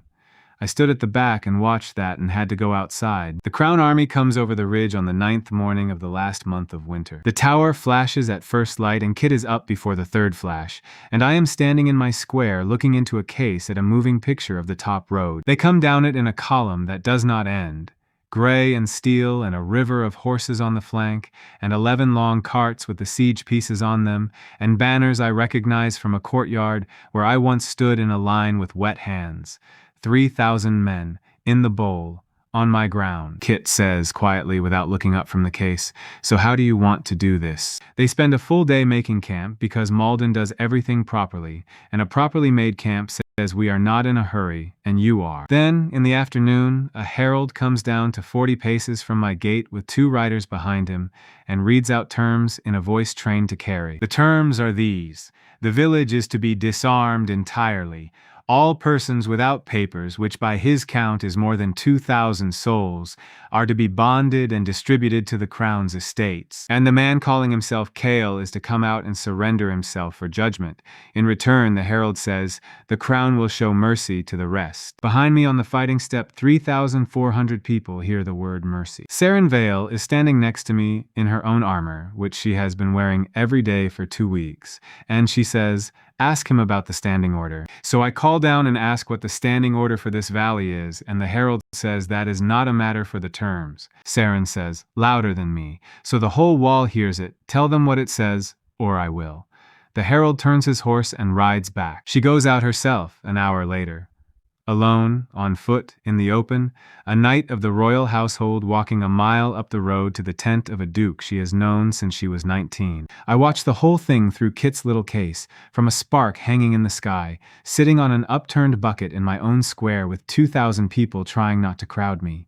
She is in that tent for a long time. When she comes out, she does not look back at it once. She walks the whole mile down, and the column watches her do it, and nobody stops her. And when she comes through my gate, her face is the color of ash. Her letter never got past a clerk in the second prince's household. It was never read by anybody who mattered. Malden knew about it and did not ask for it. And the standing order for the Halvard Valley is written out in one line, and she repeats it to me exactly. Reduce the settlement, disperse the population, no adult male to be taken alive. I have her say it again in the square so that everybody hears it in a knight's voice and not in mine, because I do not want one single person in this valley believing that I made it up to make them fight. Then Saren takes off the surcoat with the royal arms on it, folds it, and hands it to Yora to put in the store. She says, I am not oath-broken. She says, I swore to the crown to keep the king's peace, and there is no peace in that order, so let them write on my grave whatever they like. That night I go up on the wall on my own and look at 3,000 fires in the bowl. Soren is out there. Kit's picture found his tent on the second pass, off to the side of the command group, small, with a ring of guards around it and no fire in front of it. He has 23 mages with him. Kit counted the horses. I sit up there a long time thinking about a white stone hall and a black basin, and a man in gray saying, this one is a hole in the world. Wire does not sleep at all. He and his crews are out beyond the ditch with knotted cord and stakes until the middle of the night, walking their ranges by lamplight. And at some point they stop using the lamps because they no longer need them. Kit takes the flying thing up twice in the dark and comes down both times and draws on the board. The siege park is here, 11 pieces, parked in a line, wagons behind them, and the powder for them stacked 40 paces further back, which she says is either very brave or very stupid. Wire looks at the board and says, that is 960 paces from stake 4. Kit says, so. Wire says, so nothing. I just like knowing. At dawn, I go up on the gate tower with a speaking horn Tam made me out of foundry scrap, and I give them their warning because I have decided that I will always give the warning even when it is useless, and because 3,000 of my own people are listening. I call out that we know the standing order and that we have read it in a knight's hand. I call out that any man who lays his weapon down and sits on the ground will be fed today and walked out of this valley tomorrow with his boots. And then I say the last part, which I have thought about all night. I say, we have made a thing here that none of you have ever seen, and I am asking you not to make me use it. The answer is 11 siege pieces, opening at once. The first stone goes over the wall entirely and lands in an empty sheep pen. The second takes the top off the north tower with Ance's watch post on it, and Ance goes down 12 feet into the mud and comes up screaming that she is fine. The fourth comes into the long shed by the ovens where the old people were put, because it was the warmest building we had. Ance's grandmother is in that shed. She is one of the 11 who do not come out of it. I am standing on the gate tower when Ance comes up the ladder with her rifle on her back and mud all down one side of her, and she does not say anything to me. She goes to her place on the bank and lies down and puts her sight up. She is 16 years old, and her grandmother walked her out of a burned district in the east and slept in a canvas lean-to on the west road at Milford so that girl could eat. And now she is lying on a dirt bank in the cold, looking through a glass tube at the men who did it. I give Wire the word. Wire is standing behind 4 mortar crews with his hands behind his back like a schoolmaster, and he does not shout. He says, stake 4, 960, 3 rounds. The mortars make a sound like a cough, nothing like the rifles. A flat, wet thump and then a long quiet while everybody in the world waits. Kit is calling the fall from the picture, out loud, over the wall. Short and left, she says. Wire adjusts. The second salvo takes the third siege piece and the crew standing around it. The third salvo hits the powder stacked 40 paces behind the line, and the bowl fills with a white sheet of light and a sound that I feel in my back teeth, and when it clears, there is no siege park. There are pieces of one. 11 siege engines. under 4 minutes, from behind a wall, by men who have never seen the enemy they are shooting at, using a number shouted by a woman looking at a picture from the sky. I look along my own wall, and every face on it is turned to me, and I understand in that second that this is the moment the whole valley stops being frightened, and that being frightened was the thing keeping them careful. Malden does not break. Malden is a professional, and professionals adjust. He sends the mages. They come out in front of the infantry in a wide line, 23 of them in gray, walking, with shields of guardsmen locked around each one, and Soren is behind them on a white horse with his hood down. The first working goes up like a wall of hot air, and my gate is on fire before anybody hears anything. The second takes the front of the north tower off in a gout of white flame. Tam's foundry roof catches. Ash puts 2 of the mages down at 400 paces, and then the third working comes over the wall as a rolling sheet of fire, and the men on the fighting step go flat, and the fire goes over their backs, and the whole face of my wall is burning. Bull's gun stops. The gate is burning. There are people screaming inside my village. And I climb down off the tower, and I walk out of my own burning gate into the open field. Reeve is shouting my name behind me. I hear him. I keep walking. I do not have a plan. I want to be clear about that because people tell this part back to me now like I knew what I was doing, and I did not. I walked out because my gate was on fire, and there was nothing behind it but 3,000 people I brought here. A mage on the left of the line sees me first. A single man in a coat walking out of a burning gate onto an open field, unarmed. He throws fire at me from 90 paces. It comes across the ground like a thing alive, and I do not move because there is nowhere to move to, and it hits me full in the chest, and it goes in. There is no burn. There is no push. There is a cold, an enormous cold, like stepping into a river in winter, and it goes into the middle of my chest where the door is, and it is gone. I stand there in the churned mud with smoke coming off my coat and nothing wrong with me at all. 23 mages watch that happen. And in a white stone hall 3 years ago, a thin gray man told a clerk to record my measurement properly, because 0 is not a number, 0 is an absence, and this one is a hole in the world, and magic falls into him and never comes out. He was right. He was completely, precisely right, and he wrote it in a book and filed it and threw me out of a gate with a loaf of bread, and it never once occurred to him what that would be worth on a battlefield. I start walking at them. The whole line lets go at once. Fire, lightning, a black working that takes the grass off the ground in a stripe. It hits me, and it goes in, and my ears fill with a roaring, and my hands shake, and the cold gets so deep that I cannot feel my own face. It hurts. I want that on the record, too. It hurts like being hollowed out with a spoon, but it goes in. I get to 60 paces and the guardsmen holding the shields around the mages break first, because a man in a burnt coat who will not stop walking is worse than any weapon they have ever been trained against. At 40 paces, the mages break too. 21 of them turn and run into their own infantry. Soren does not run at first. He sits on his white horse and looks at me across 40 paces of mud, and I look up at him, and neither of us says one word. Then he wheels the horse and goes. Ash tries for him at 900 paces and misses by a hand's breadth, which Ash mentions once and then never mentions again for the rest of his life. I turn around and walk back to my gate, and my legs go on the last 20 paces, and Reeve and Bran's grandson carry me the rest of the way, and Mira gets to me in the gateway, and I remember exactly one thing she said, and it was not medical.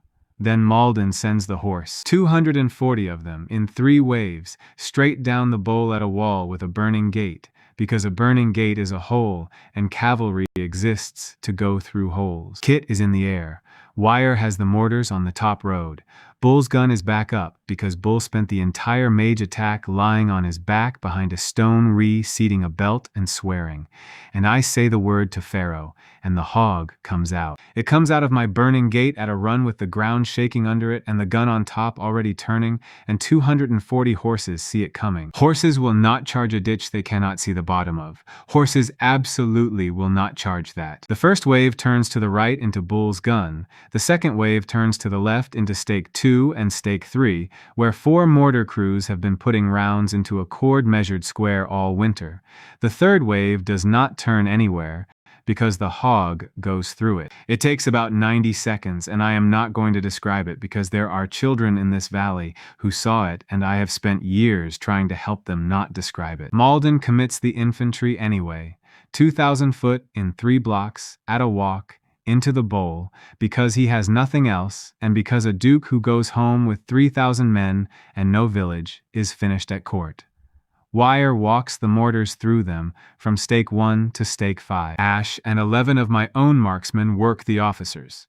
Reeve moves along the wall, telling the militia when to fire and when not to, and the not to is the harder lesson and the one that keeps them alive. The blocks come to within 200 paces of the ditch, and they hold there for about 4 minutes under mortar fire, which is the bravest thing I have ever seen human beings do.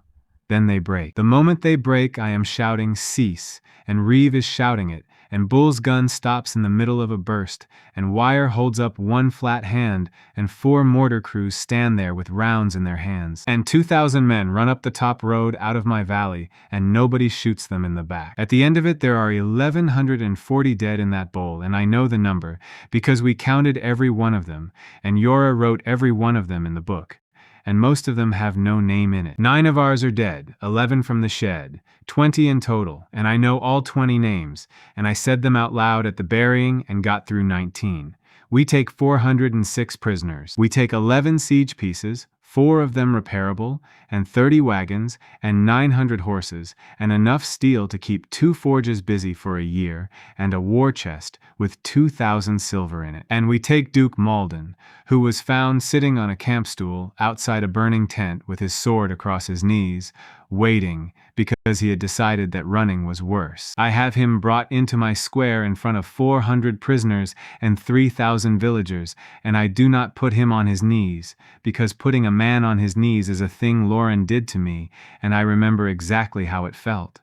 I give him a stool. Then I take the dispatch case off his own saddle and I hand it to Saren Vale, and I ask her to read the standing order out loud to 400 of his own men. She reads it.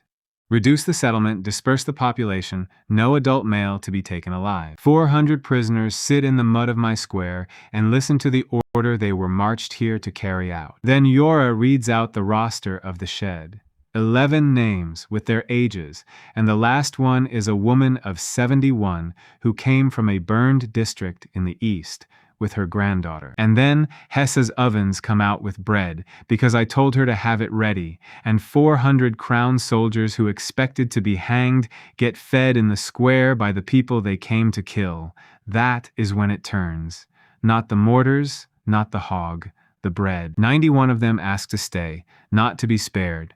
To stay in the valley on the roster, and Yora writes down 91 names before the day is out, and 9 more the following morning. The rest walk out with their boots and their wounded, and I stand at the top of the road and watch them go, and Malden goes last. He stops in front of me. He is 60 years old, and he has never lost a field in his life until today, and I expect him to threaten me, and he does not. He says, "What do you want?" And he asks it seriously, like a man taking notes. I tell him, I say I want the standing order for the Halvard Valley cancelled in writing. I say I want the tolls that were taken in kind entered as a debt against the crown. And I say I want a ring back. He says, a ring. Thin gold. Poor work, I tell him, worth about 2 silver. The second prince took it off my neck in the measuring hall in front of 300 people. Tell him that Stonebrook wants it back and that we are going to come and get it. Malden looks at me for a while. Then he says, "Boy, you have just beaten a royal army in an afternoon, and the only thing you are asking for is a ring." I say yes. He says, "They will never understand that at court," and he rides up the road. Soren gets home 9 days before the army does, on a fast horse, alone, and in a room in the capital he tells the king and the second prince the truth, which is worse than any lie he could have invented. He tells them that the working does not touch the boy, that the boy walked into a line of 23 mages and drank everything they had and kept coming. He tells them that in 300 years of records there are 4 cases like it, and that the crown's own measuring basin found this one, and wrote it down, and voided his registration, and put him out of a gate with a loaf of bread. That night my ledger reads 4,811 souls and 8 doors, and the faint line at the bottom, about 10,000, is no longer faint at all. Here is what nobody tells you about beating a royal army. The fighting takes an afternoon, and the consequences take a year, and the consequences are almost all paperwork. 4,800 people wintered in tents and lean-tos on ground that turns to soup in the spring. We have 1 hospital, 2 wells, 9 ovens, and a latrine problem that Wire describes as historic. So we build. Not a wall this time. A town. Wire draws it on a board in the square and leaves the board there for a week so anybody can come and argue with it. And about 400 people do, and about 30 of them are right, and he changes it. Streets that run straight so a cart can turn? Water piped in wooden pipe from 2 springs on the ridge, with standing taps at every 10th house, because Doc told Mira, and Mira told me that half the sickness in a crowded place comes out of the water. Drains. Actual drains. Dug and stoned and covered, running down to a settling pond below the mill. Brick. Because Wire finds clay in the bottom field, and shows 200 people how to run a kiln. And by midsummer, we are turning out 9,000 bricks a week, and a Stonebrook brick sells in Milford for 2 coppers. A school in a long brick building with glass in the windows, because we make glass now, badly, in green wobbly panes that let the light in, and that everybody in this valley thinks is a miracle. 240 children in that school on the first morning, and Pip, who is 10 now and who has never sat still in his life, sits down in the front row and does not move for 3 hours. The teacher is the clerk from the Burn district. He teaches letters and numbers and Mira's book, and after the first month, Mira starts coming in on Tuesdays to teach the older ones how to stop a bleed. And on the wall of that school, there is a board with the roster on it, 5,000 and something names, and every child in that room can find their own name on it. The valley fills up. That is the only way to say it. Word of the bowl goes out on every road in the kingdom, and it does not go out as a battle. It goes out as bread in a square and boots and a knight in white armor reading an order out loud to the men who were sent to carry it out. People walk 200 miles to get here. Whole villages come with their roofs on carts. Milford holds out until the 2nd month of summer. Then the council comes up the valley road in their good coats to negotiate the terms of their submission, and they have a document. I let them read the whole document out. It takes 9 minutes and it contains the phrase mutual advantage 9 times. Then Bran, sitting on his stool by the gate at 82 years old, says, "Do you want in or not?" The head of the Milford Council says that Milford would consider affiliation on the following. Bran says, "That is not what I asked. I asked, do you want in?" They want in. And this is the part I am not proud of, and I am going to say it anyway. I made them stand there for a while first, because I remembered 100 paces of mud on the West Road, and 68 people in canvas lean-tos outside those gates, and 19 of them children, and a council that decided it was cheaper to have them starve outside than eat inside. Then Ossen, who is standing at the back of his own council in the coat of a man who has been ignored by these people for 20 years, says, "Oh, for the love of God," and steps out of the group. He says 27 stayed on that road. He says, "I know what happened to 9 of them. I let them in, all of them, on the same terms as everybody else, which is that nobody takes from anybody inside the wall, and the roster is the roster, and there is no other kind of person. But we hang a board on the school wall with 27 names on it, and I have never once heard a Milford man complain about that board. Baron Halvard tries to sell us. He writes to the capital offering to raise his own levy and retake his valley if the crown confirms him in it and forgives his arrears. And he sends the letter by a rider who stops at Milford for a drink, and Ossen has the letter copied and on my table before the man is out of the county. I ride to his manor with 60 of my own, and reeve and no vehicles and no mortars, because it is 9 miles, and I want to see whether we need any of it. We do not. The gates are open when we get there. His tenants opened them. 240 people who have farmed that ground their whole lives, standing in the courtyard, having decided sometime in the last month which side of a wall they wanted to be on. Halvard is in his hall with 9 household men who put their weapons down before I finish walking across the floor. I do not burn the manor. I take the toll books, all 9 of them, going back 40 years, and I have them read out in the courtyard, village by village, entry by entry, over 2 days, because everybody in that column deserves to hear their own name said out loud by somebody who is not laughing. Then I put Halvard out on the road with his boots, which is our custom now, and he asks for a cart, and Wire gives him a wheelbarrow. The manor becomes a granary. Its park becomes 900 acres of wheat. Its hunting wood, where a man could be hanged for a rabbit, feeds 4 charcoal clamps and a sawmill. And in the middle of all of that, on an ordinary evening in the middle of summer, I finally do the one thing I have been failing to do for a year. I ask Mira to walk out and look at the new road with me. It is a genuinely stupid excuse. It is a road. She looks at me over the top of a bowl of somebody else's stitches and says, "You want me to come and look at gravel?" I say yes.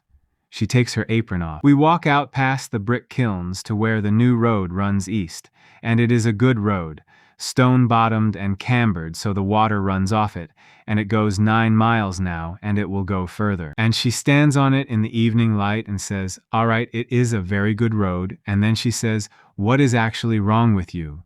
So I tell her that I have counted this valley every night for 2 years, and that there is one number I have never been able to make come out right, and that it is 1.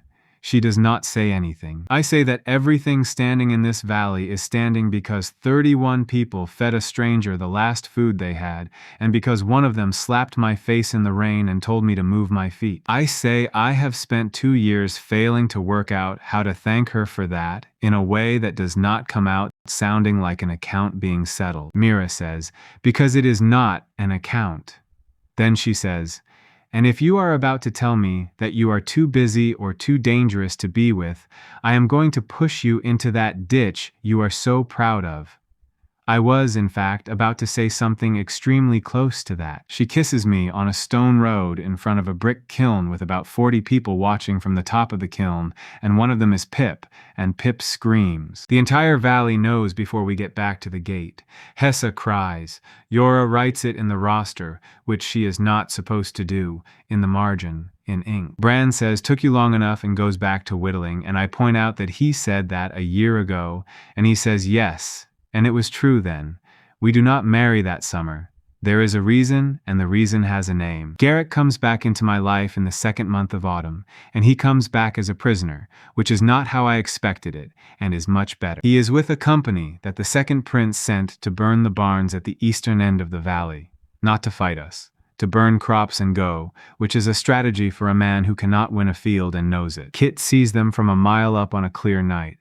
Reeve and 30 of ours take the whole company on the road without firing a shot, because 30 men lying in a ditch with rifles at 40 paces is a conversation, not a battle. And there he is, fatter, grayer, a captain still, sitting in my square at midnight with his hands tied and his fur collar gone. He does not know me at first. That is the thing that gets me.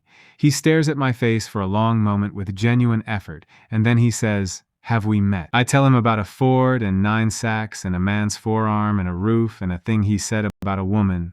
I watch it arrive. And then I do the thing I have thought about on and off for 2 years, and doing it feels nothing at all like the way I imagined it. I tell him he has 2 choices. He can walk out of this valley in the morning with his boots, like every other prisoner we have ever taken, and never come back.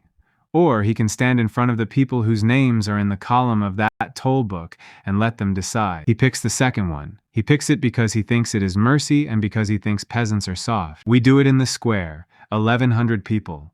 Yora reads the entries and Saren Vale runs it, because a knight of the royal household knows how a court is supposed to look and I do not. Tan speaks. Shilio speaks. Del speaks about a roof and a pitch lamp. Tam speaks about a forearm, and does it in 9 words.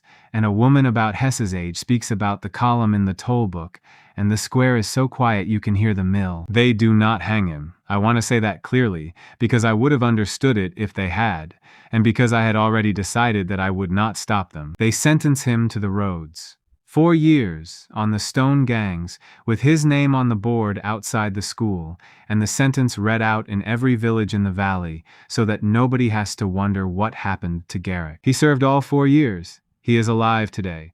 There is a 9-mile stretch of the eastern road that he broke stone for, and every cart in this valley runs on it, and I think about that more than is probably healthy. That autumn, the ledger crosses 7,000 and the works page opens 2 more lines.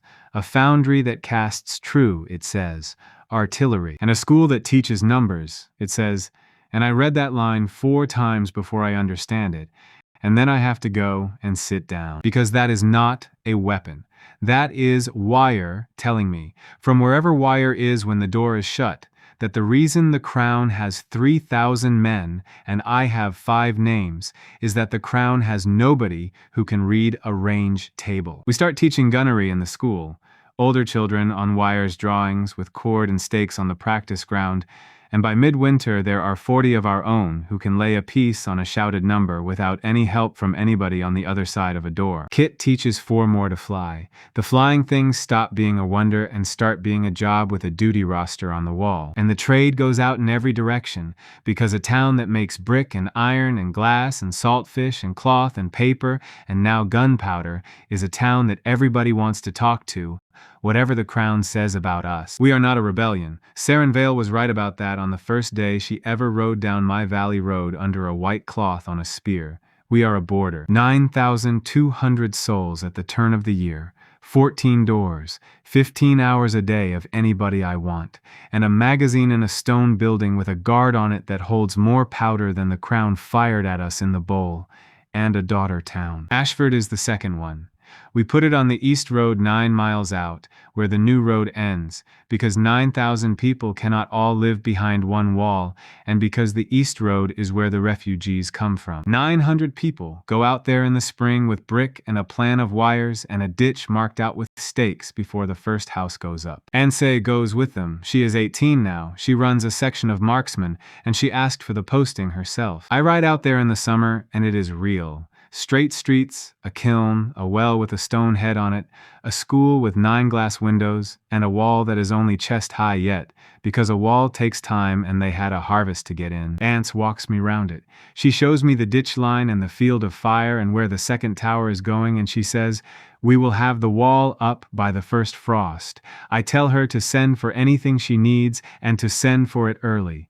She says, "We are fine." The second prince hits Ashford 9 days before the first frost at 4 in the morning with 600 men. He does not come for the town. He comes for the people in it, because his own commanders have told him he cannot take Stonebrook, and because a man like that, when he cannot reach you, reaches for whatever you love that is standing further away. The tower gets 1 flash off before it goes down. 1 flash, 9 miles in the dark, and a miller's daughter on the platform at Stonebrook reads it and starts hammering the bell with both hands. I am out of bed and in the square in under 2 minutes, and there are 400 people there before me, because we have drilled the bell for a year, and because half this valley has family in Ashford. Kid is in the air by the 4th minute. 9 miles is nothing to the flying thing.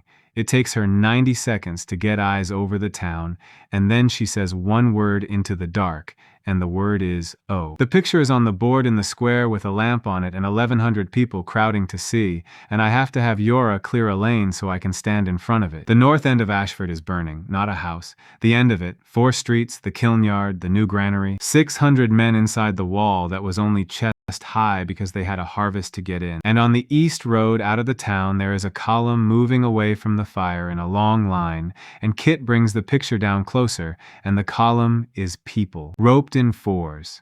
Walking, 240 of them by her count, and most of them are small, and the reason they are small is that a company that comes for hostages takes the ones who can be carried and the ones who will make the parents follow. Reeve is standing next to me. He looks at the board for 4 seconds and says, 2 problems, 1 road, split it, we split it. Pharaoh takes the hog and Reeve and Bull and 40 of ours down the east road for the town, and they go at a speed that no army in the history of this kingdom has ever moved at night, and the reason they can is that we spent a summer building a stone-bottomed road for carts. I go after the column with Ash and Kit and Saren Vale and 60 mounted, on the horses we took in the bowl, riding cross-country over the plowed ground while the flying thing sits over the column and tells us where it is. Ants is not in the picture anywhere, and I do not let myself think about that for 9 miles. The hog comes into Ashford at 5:15 in the morning, and the first thing it meets is a barricade of carts across the main street with 60 men behind it, and it does not stop. Reeve tells me afterward that the fighting in Ashford lasted 19 minutes, and that 8 of those minutes were spent shouting at people to lie down. And in the middle of the town, in the brick school with 9 glass windows, Ants and 9 of her section were still firing. They had been holding that building for 1 hour and 40 minutes. They had put the children who were in the town at that hour into the cellar under the floor, and they had barred the door, and they had made the north side of that street a place nobody wanted to walk down. She had 4 rounds left in her rifle and 1 bad hand, and 9 people behind her when the hog came round the corner of that street. She is 18. She has a burn up the whole left side of her face that Mira and Doc will spend 2 years working on, and when Reeve got the door open, she looked past him at the vehicle in the street and said, "You took your time. My part is out on the East Road in the dark, 4 miles from the town. We get in front of them. That is the whole trick, and it is Saren's idea, and she is the one who reads the ground for it, because she has spent her life moving soldiers, and I have spent mine counting them. 60 riders go round them wide in the dark on plowed ground and get onto the road in front of the column, dismount, and lie down in a ditch with the flying thing hanging above. The company escorting the hostages is 80 strong. Their commander is a captain named Vel who wears the second prince's colors, and I know all of that because Kit is reading it out of the picture as we lie there. Then I stand up in the middle of the road with a lamp, alone, and I let them see me. I give them the warning. The same warning I have given every time. I tell them there are guns on both sides of this road that they cannot see, and that I am asking them to put the ropes down and sit on the ground, and that they will be fed and walked out with their boots. Vel has 240 roped children on a road at 5 in the morning, and he does the arithmetic that men like him always do. He drags a girl of about 9 out of the line by the arm and puts a knife under her jaw and shouts down the road at me that I will stand aside. There is a very long moment. Then Ash, who is lying in a ditch 180 paces away and who has not spoken a word since he came through the door, shoots Captain Vel through the head, and the girl of about 9 is not hurt at all. Everything after that takes about 40 seconds. 80 men and 80 of them had an opinion about it, and 76 of them chose to sit down. We cut 240 children and 9 adults out of those ropes on a stone road in the dark. I want to tell you it was a good moment, and it was not. They had been walking 2 hours. They had watched the north end of their own town burn. Half of them could not tell us their own names when we asked. Saren carried a boy of about 5 for 4 miles because he would not let go of her neck. The second prince was on the ridge above Ashford the whole time. He was not in the town. He never goes into anything. Kit found him in the picture at 5:10, on the ridge, with 9 riders around him, watching. And then she watched him turn and go east at a gallop when the hog came round the barricade. I stood on a road in the dark, holding a case with a picture in it, and watched a man ride away in it. And there was not one single thing I could do about it, and that was the worst minute of my entire life. 191 people died in Ashford that morning. I read all 191 names in the square at Stonebrook 9 days later, and I got through all of them, and I have never been able to work out whether that was strength or something worse. We rebuilt it. Of course we rebuilt it. Wire had the new plan on a board inside a fortnight, and the wall went up first this time, all the way round, before one house, and it is 9 feet with a fighting step, and Ants commands it. But something changed in this valley after Ashford, and it did not change in me, it changed in them. Before Ashford, if you had asked anybody in Stonebrook what we were doing, they would have said, staying alive. After Ashford, they stopped saying that. The roads fill up again, and this time it is not people fleeing a tax or a bad harvest. Whole districts move. The east of the kingdom empties out and comes west, because the crown burned 4 of those districts trying to feed a war, and because there is a place now that does not. Yora takes on 9 clerks. The roster is 11 books, And in the last week of autumn, on an ordinary gray afternoon with rain coming, Yora walks into my office with a book under her arm and a look on her face and says, "Sit down." 10,041. I go out into the square and stand there in the rain like an idiot. The rain does not do anything. There is no light in the sky. Nobody hands me anything. But I read the ledger, and where the last line used to say that at 10,000 the door does not close, the line now says something different. It says the door does not close. I open it at dawn the next morning on the practice ground with about 4,000 people standing in the wet grass because word got round overnight and nobody in this valley slept. Reeve comes out. I do not say anything. I am watching his face because he can feel the clock and I cannot, and I want to see the exact moment. He stands there. He looks at me. He waits for the thing he has been feeling in the back of his skull for 2.5 years, that pull at 26 minutes, at 40 minutes, at 9 hours. He waits a long time. Then Sergeant Reeve, who went into a hole in a road in another world, and has spent every hour since then knowing that he goes back into it when the counting stops, says, in a completely flat voice, "It is not there." Doc comes through the second door and stands with his bag in his hand and does the same thing, and then he sits down on the grass very suddenly, and Mira goes to him. Ash comes through the third and says nothing, which is normal, and then walks off to the end of the field and stands with his back to everybody for 9 minutes, which is not. Bull comes through and eats. Bull's response to every single event in his life is to eat, and I love him for it. Wire comes through with a rolled drawing already under his arm, looks up at the sky and says, "Right, first things first. Your drainage on the east side is a disgrace." And Kit comes through, and Kit is 24 years old, and she looks at 10,000 people standing in a wet field at dawn and says, "Is this ours now?" I say yes. She says, "All of it." I say, "All of it, and you have got a room in the tower and a duty roster and 40 people who want to learn to fly." Kit sits down in the grass next to Doc and cries, and then Doc starts, and then about 4,000 villagers who do not entirely understand what they have just seen start as well because it is contagious, and Bull keeps eating. They stay. From that morning to this one, they stay. 6 people out of another world, alive on my ground, with names on Yora's roster and beds in the longhouse and a place at every table in this valley for the rest of their lives. Bran died 3 weeks after that. Not fighting. He was 83 and he sat down on his stool at the gate on a cold morning to ask people their names, and at some point in the middle of the afternoon he stopped, and nobody noticed for a while because he often sat with his eyes shut. There were 200 people standing at that gate by the time I got down there, and not one of them was talking, and somebody had put a blanket over his knees. He asked every soul who ever came up that road 3 questions: your name, where you are from, and what you can do.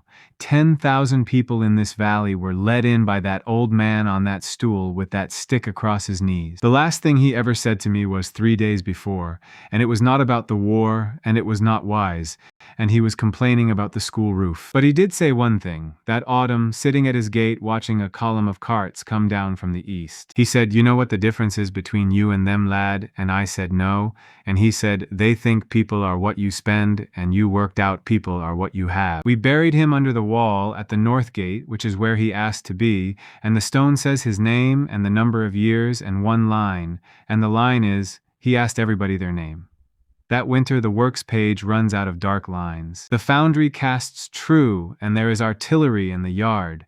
Real pieces on carriages, made by Tam's people out of Ridgeore, laid by children who learned range tables in a brick school with green glass windows. The powder mills, and there are 3 now, make more in a week than the Crown fired at us in the bowl. And there is a line that opens when the 3rd mill lights, and it is the one that changes what we are, and it says, "Sustained production." Magazine does not empty. Wire explains it to me with a stick in the dirt like always. He says, "Before, everything I brought I carried, and then you built a forge, and it stayed." He says, "Now you have got mills and mines and a foundry and 400 trained hands, and what that means is that you no longer run out."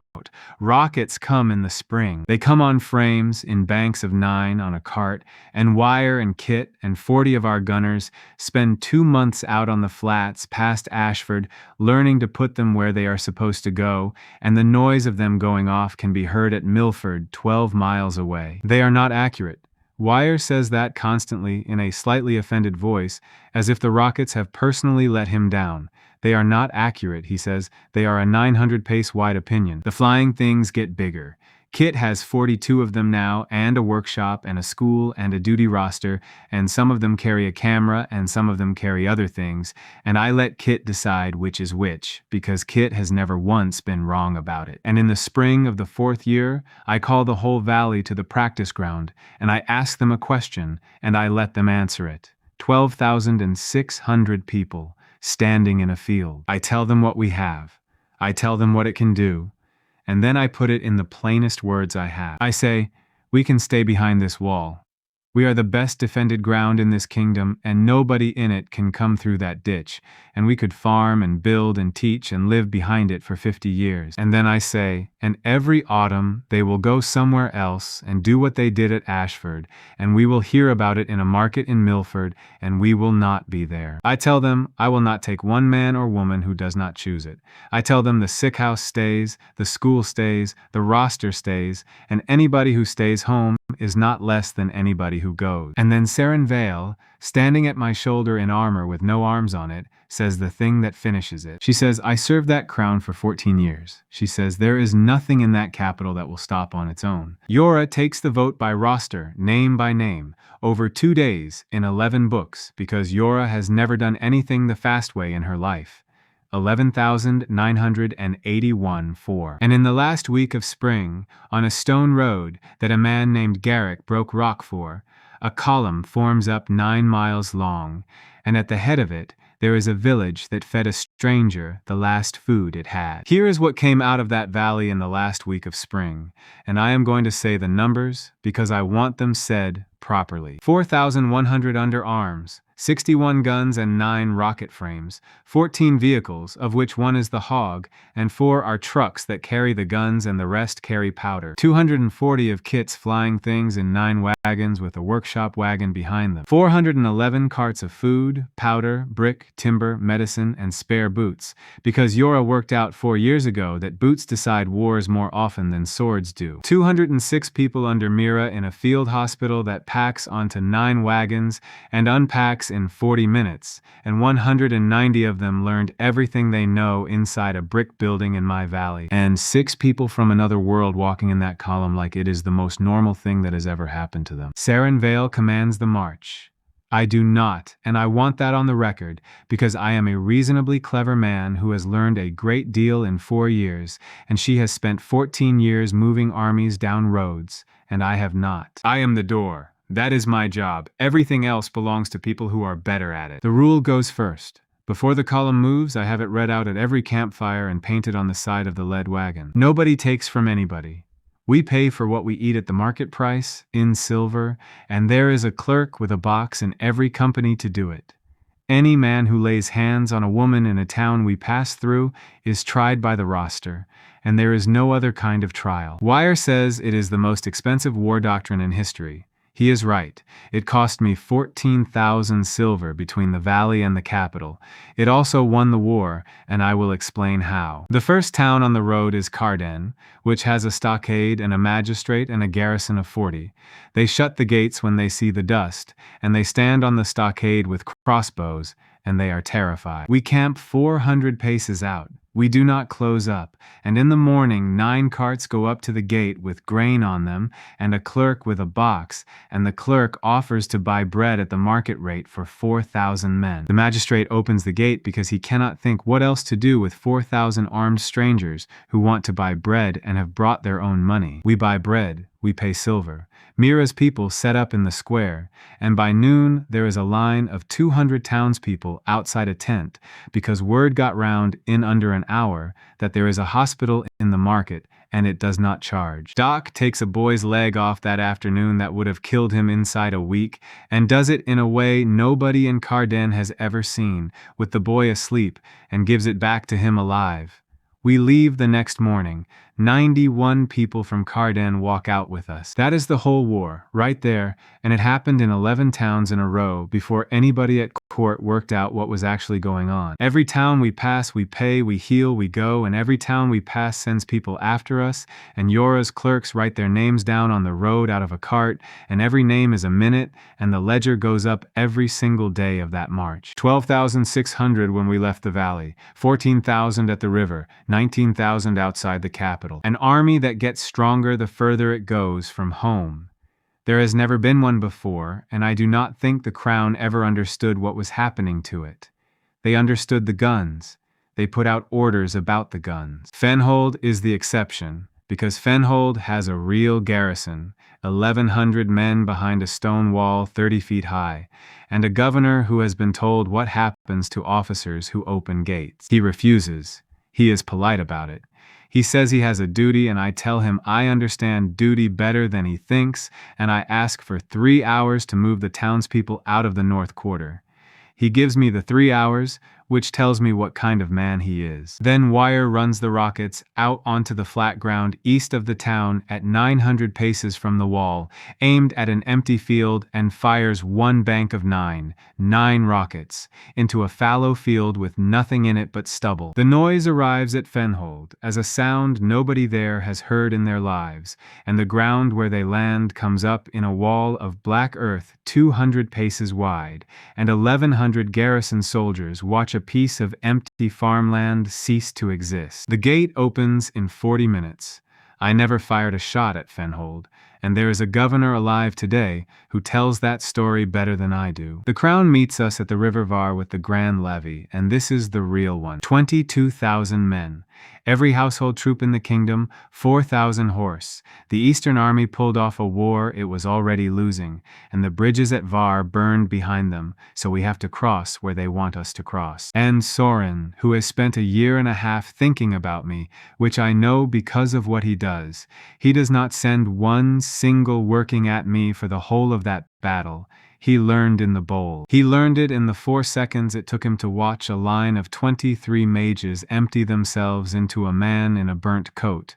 And what he learned is that the hole in the world is a hole about the size of a man, and that there are 22,000 ways around it. So his mages work on my column instead. On the wagons, on the horses, on the crowded ground behind my line where 200 people in aprons are setting up a hospital. The first working of the battle lands in Mira's tent lines before the first shot is fired. 9 of her people die in the opening 2 minutes of the river Var, and one of them is a girl of 19 from Tan, who Mira had been training for 2 years, and who was, Mira told me once, better with her hands than Mira herself. I am 900 paces away on the bank when it happens, and I am useless. I cannot be in 2 places. That is the entire lesson of that day, and I learned it the expensive way. What answers the mages is not me. It is Ash, and 4 years of saying nothing, and a school in a brick building. 90 marksmen. 90 of my own, trained on a bank by a man who barely speaks, lying in a line along a wet ridge in the rain with glass on their rifles.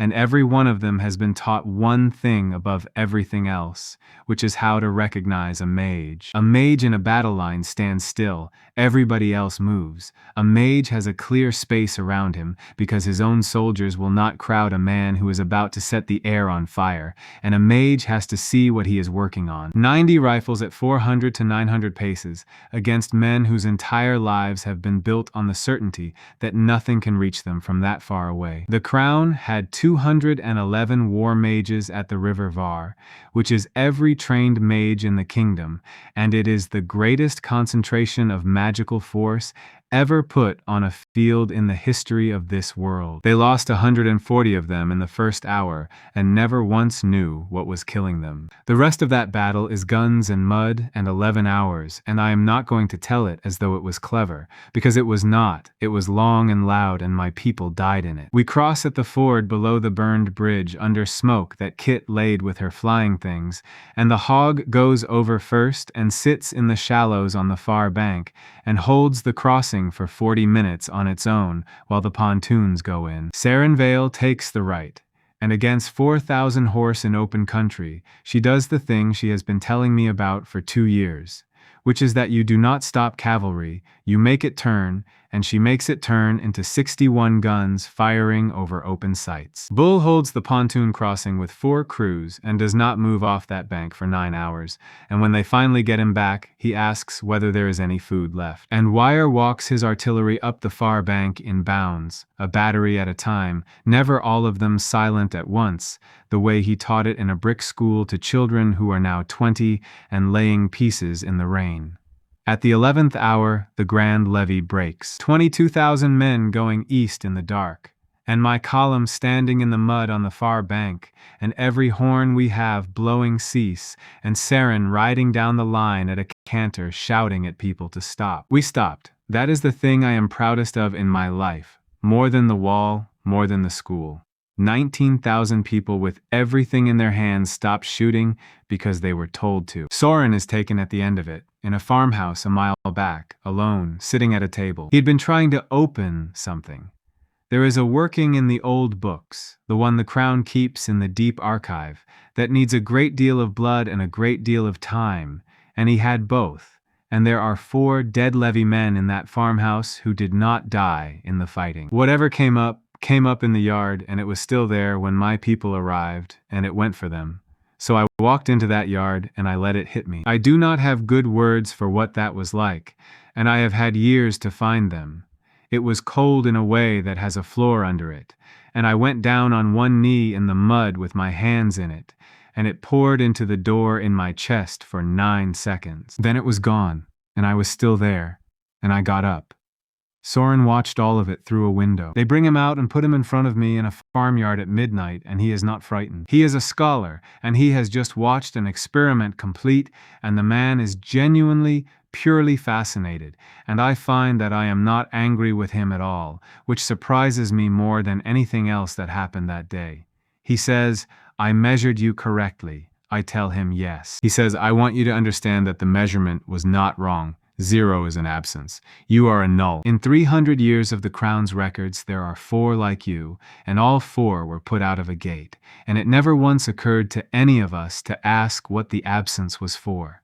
Then he says the thing that I think about more than anything Lauren ever said. He says we had a hall and a basin and a book, and every year we took 300 children and told each one of them what they were. He says, and we never checked a single one of the zeros. I ask him how many. He says, since the basin was cut, 111. 111 of us. Measured, recorded, voided, handed a loaf and a copper coin, and walked out of a gate over 300 years, because the Crown had a word for us and never once looked at the word. I did not kill Soren. I put him in a cart with 2 guards and a lamp and a box of paper, and I told him to write it all down, everything, the whole archive, every name in the void book, and he did. He wrote for 2 years. It is in the school library at Stonebrook. 4 of the 111 were still alive when we went looking, and 3 of those 4 came to the valley. One of them was a woman of 60 in a fishing village who had been quietly feeding a man made of light for 4 years and telling absolutely nobody. She took one look at my face and started to laugh. The capital comes into sight 9 days later. I know that skyline. I walked under it for 16 years with wet boots and a hungry face, and I walked out from under it once with a loaf of black bread. They have shut the gates. 40-foot walls, 9 gates, the river through the middle, and 8,000 men inside. And behind them, 300,000 people who live there. I could open that city. Everyone in my column knows it. Wire has already worked out where, and he has not been asked to. Instead, we sit down 4 miles out on the plain, and we build a camp with drains in it, and we do the thing that I think is the only genuinely clever idea I have ever had on my own. Kit's flying things go up at dusk with paper. 20,000 sheets over 9 nights. Printed in the wagon press that Yora brought because Yora brings everything. And what is written on them is not a threat. It is the roster rules, in the plainest words we could manage. Nobody takes from anybody. The hospital does not charge. The market rate is paid in silver. Any man who lays hands on a woman is tried by the people whose names are in the book. Underneath that, the standing order for the Halvard Valley, printed out in full, word for word, with the seal described and the date on it. Under that, the names from Ashford, all 191 with the ages. And at the bottom, one line, which I wrote myself, and which Mira made me rewrite 4 times, because my first 3 versions were speeches. The final version says, "We are not coming for you, we are coming for the men who signed it, and the gate you open is the gate we come in by." 300,000 people read that paper. It comes down on the roofs of the poor quarter in the dark like snow, and by the 4th night the criers cannot keep up with it, and by the 6th night the crown is hanging people for having it in their houses, which is the single most useful thing they did for me in the entire war. On the 9th night the west gate opens from the inside.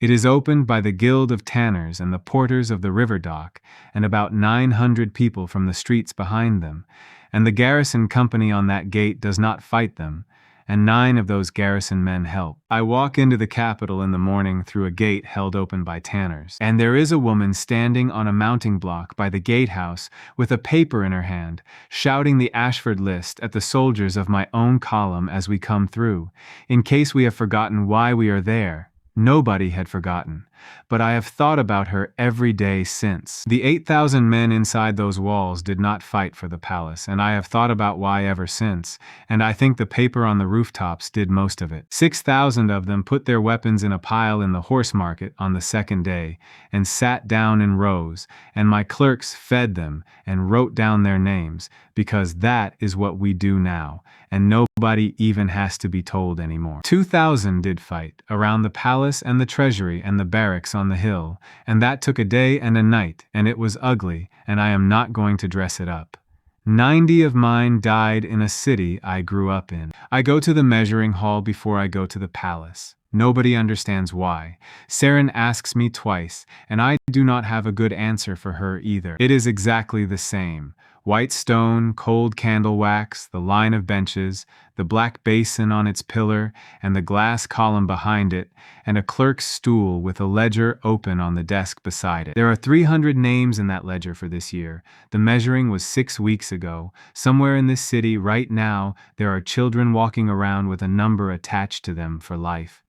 I put my hand in the water. It is cold enough to hurt. That has not changed either. 5 years, an army, a river crossing, and a city, and the water in that basin is exactly as cold as it was. And the column does not move, and I stand there in a hall I was dragged out of 5 years ago, and look at a piece of glass with nothing in it, and start laughing, and I cannot stop for a while, and Mira has to come and take my hand out of the basin.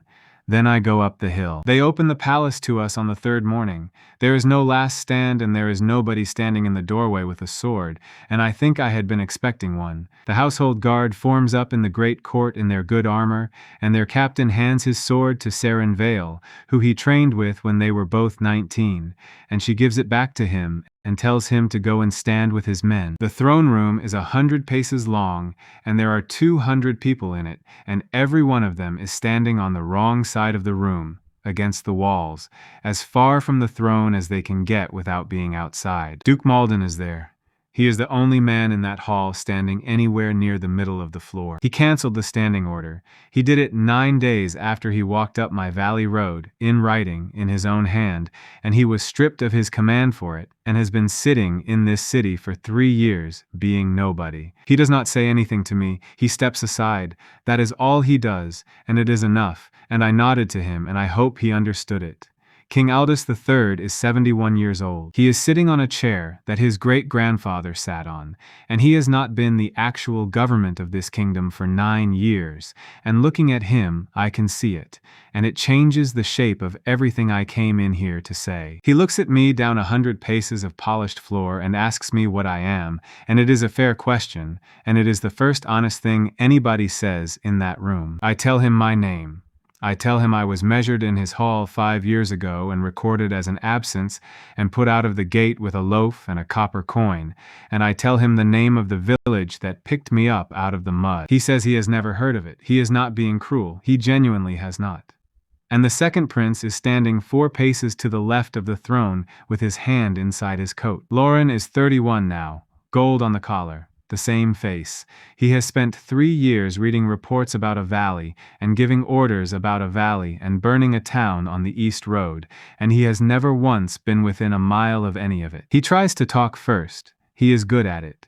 He talks about the Eastern War and the necessities of the crown and the regrettable excesses of certain officers, and he uses the word regrettable 4 times, and he is doing quite well until he says the word Ashford. And a woman named Dell, who came here on a cart from a village of 31 people, and who is standing behind me because she asked to and I could not think of one reason to say no, says out loud, "In the throne room of the kingdom, 191. Lauren looks at her, and in that second he decides that the room has turned, and he does the only thing he has ever done in his life when a room turns. He grabs the nearest person to him, who is a serving girl of about 15 holding a jug, and he puts a knife under her jaw and starts backing toward the side door. Reeve is 9 paces away. I am not going to describe what Reeve did to the second prince of this kingdom in a throne room in front of 200 witnesses. I will say that the girl was not cut, that it took under 2 seconds, and that Lauren was alive at the end of it, on the floor, with his arm behind him at an angle that arms do not go. Then Reeve picked the jug up off the floor and gave it back to the girl, and I go and find a room. It is off the west corridor, past the private apartments, and it is not a treasury or an armory. It is a long paneled room with glass cabinets down both sides, and it is the second prince's collection. Little things. Hundreds of them. A silver whistle, a child's carved horse, a wedding band, a knife with a shepherd's mark, a pair of spectacles, a set of dice, a comb, a medal from some war nobody remembers. Every single one of them has a small paper label under it in a neat hand, and on the label is where it came from and who it came off. 1,106 labels. I stood in that room for a very long time. Mira came and found me in it, and then Saren, and then Yora, who took one look and went to get a clerk and a box, because that is what Yora does with grief. And in the 4th cabinet from the door, on the 2nd shelf, there is a thin gold ring, poor work, worth about 2 silver. The label says, Measuring Hall, Weaver's Boy, Void.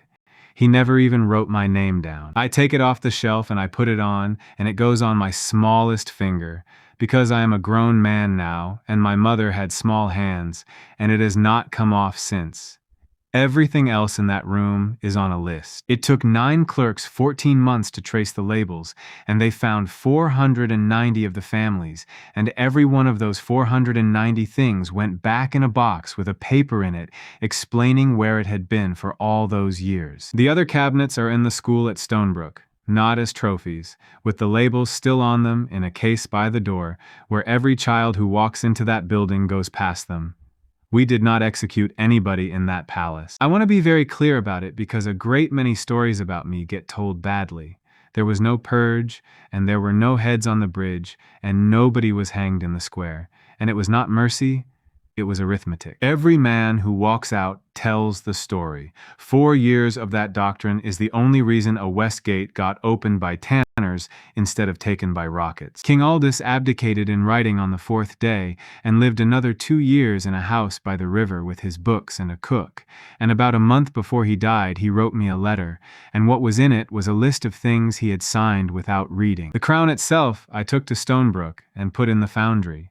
Tam melted it in front of about 9,000 people on a cold, clear morning, and it went into a mold that wire made, and what came out of that mold was a set of weights. The true weights for the public market.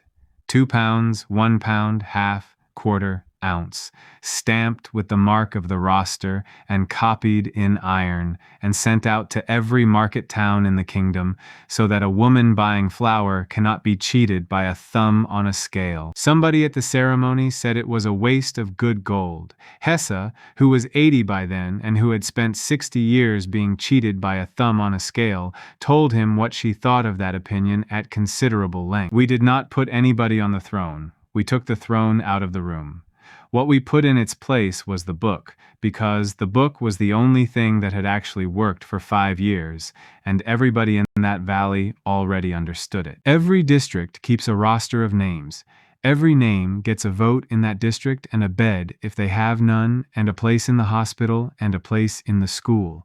Nobody takes from anybody. Anyone who lays hands on somebody weaker is tried in front of the roster and no other court. 4 rules and a book of names. That is the government of this country, and it has held for 11 years, and I am aware of exactly how fragile it is, and so is everybody else, which I think is the reason it holds. They tried Lauren at Ashford, not in the capital, in the square at Ashford, in front of the wall that ants built and the school with the 9 glass windows, over 4 days, with Saren Vale running it and Yora reading, and 1,100 people sitting on the ground in the rain. The Ashford list was read out on the first morning, all 191 with the ages by a woman from the town whose turn it was. He was not hanged. He works. He is 41 years old now, and he works on the north end of Ashford, which is still not finished, because there is a great deal of it, and it is being done properly. His name is on a board outside the school with the sentence on it and the date it ends, and the date it ends is the date he dies. I went out there once, about 6 years ago, and stood at the end of the street and watched him carry brick for a while, and he saw me, and neither of us said anything at all, and I have never gone back. Mira and I married in the square at Stonebrook in the autumn after the capital. It rained the entire day. It rained so hard that Hesse's ovens went out, and the whole feast was cold meat and bread, and nobody minded, and about 14,000 people stood in it. Pip carried the ring, which by then was 2 rings, because Tam had made a second one out of the same gold as the market weights, and had spent 4 months on it in secret, and would not take a coin for it. Pip was 15, and he took the job with the exact same terrifying seriousness that he brought to being general of the Jar Boys, and he did not drop them, and he tells people about it to this day. Duchess the Goat was there. Duchess the Goat was in fact in the middle of the square for the whole ceremony because nobody could catch her, and there is a painting of it in the town hall in which the goat is very much the center of the composition. We said what we said standing on the stone by the north gate, next to a grave with a line on it about asking everybody their name, 11 years on. Stonebrook is a city of 91,000 people, and the valley holds 340,000, and I still cannot walk down the main street without somebody stopping me to complain about the drains. There is light in the houses now. Wire and 400 people did that with the river and copper wire and a machine that took 9 years, and the first street lamp that came on in the square made a crowd of 30,000 people go completely silent for about 4 seconds and then start shouting. There are wires on poles along every main road that carry words faster than a horse. There are rails from the foundry to the coast. There are 42,000 children in schools, and the thing they all learn in the first year, before letters, is the 4 rules. The magazine has never emptied. 3 mills, 9 mines, a foundry that casts true, and 19,000 trained hands, and there is not one thing in our arsenal that we cannot make ourselves in a building with our own name on it. There are 260 flying things over this country every day, and most of them carry post. And there are 6 people from another world who are simply part of the furniture of my life. Reeve teaches. He runs the school on the practice ground, and he has trained about 9,000 people, and he is more feared by 19-year-olds than any king has ever been. He married a woman from Tan. He has 2 daughters, and they walk all over him. Doc and Mira run a college with 400 students in it, and they argue constantly, and neither of them has ever won an argument with the other in 11 years. Wire builds. Wire will build until the day he dies, and he is currently extremely excited about a bridge. Kit has a tower and a workshop and 140 people under her, and she is 35 now, and she still says brilliant about 400 times a day. Bull runs the biggest kitchen in the city, feeds 2,000 people a sitting, and is the single most beloved human being in this valley by a very wide margin. Ash sits on a hill in the evenings. He has said perhaps 400 words to me in 11 years.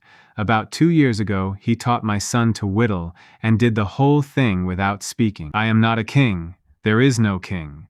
I am a man who opens a door, and my name is in a book with 340,000 others in it, and my district can vote me off the council, and 1 year it very nearly did over a water levy.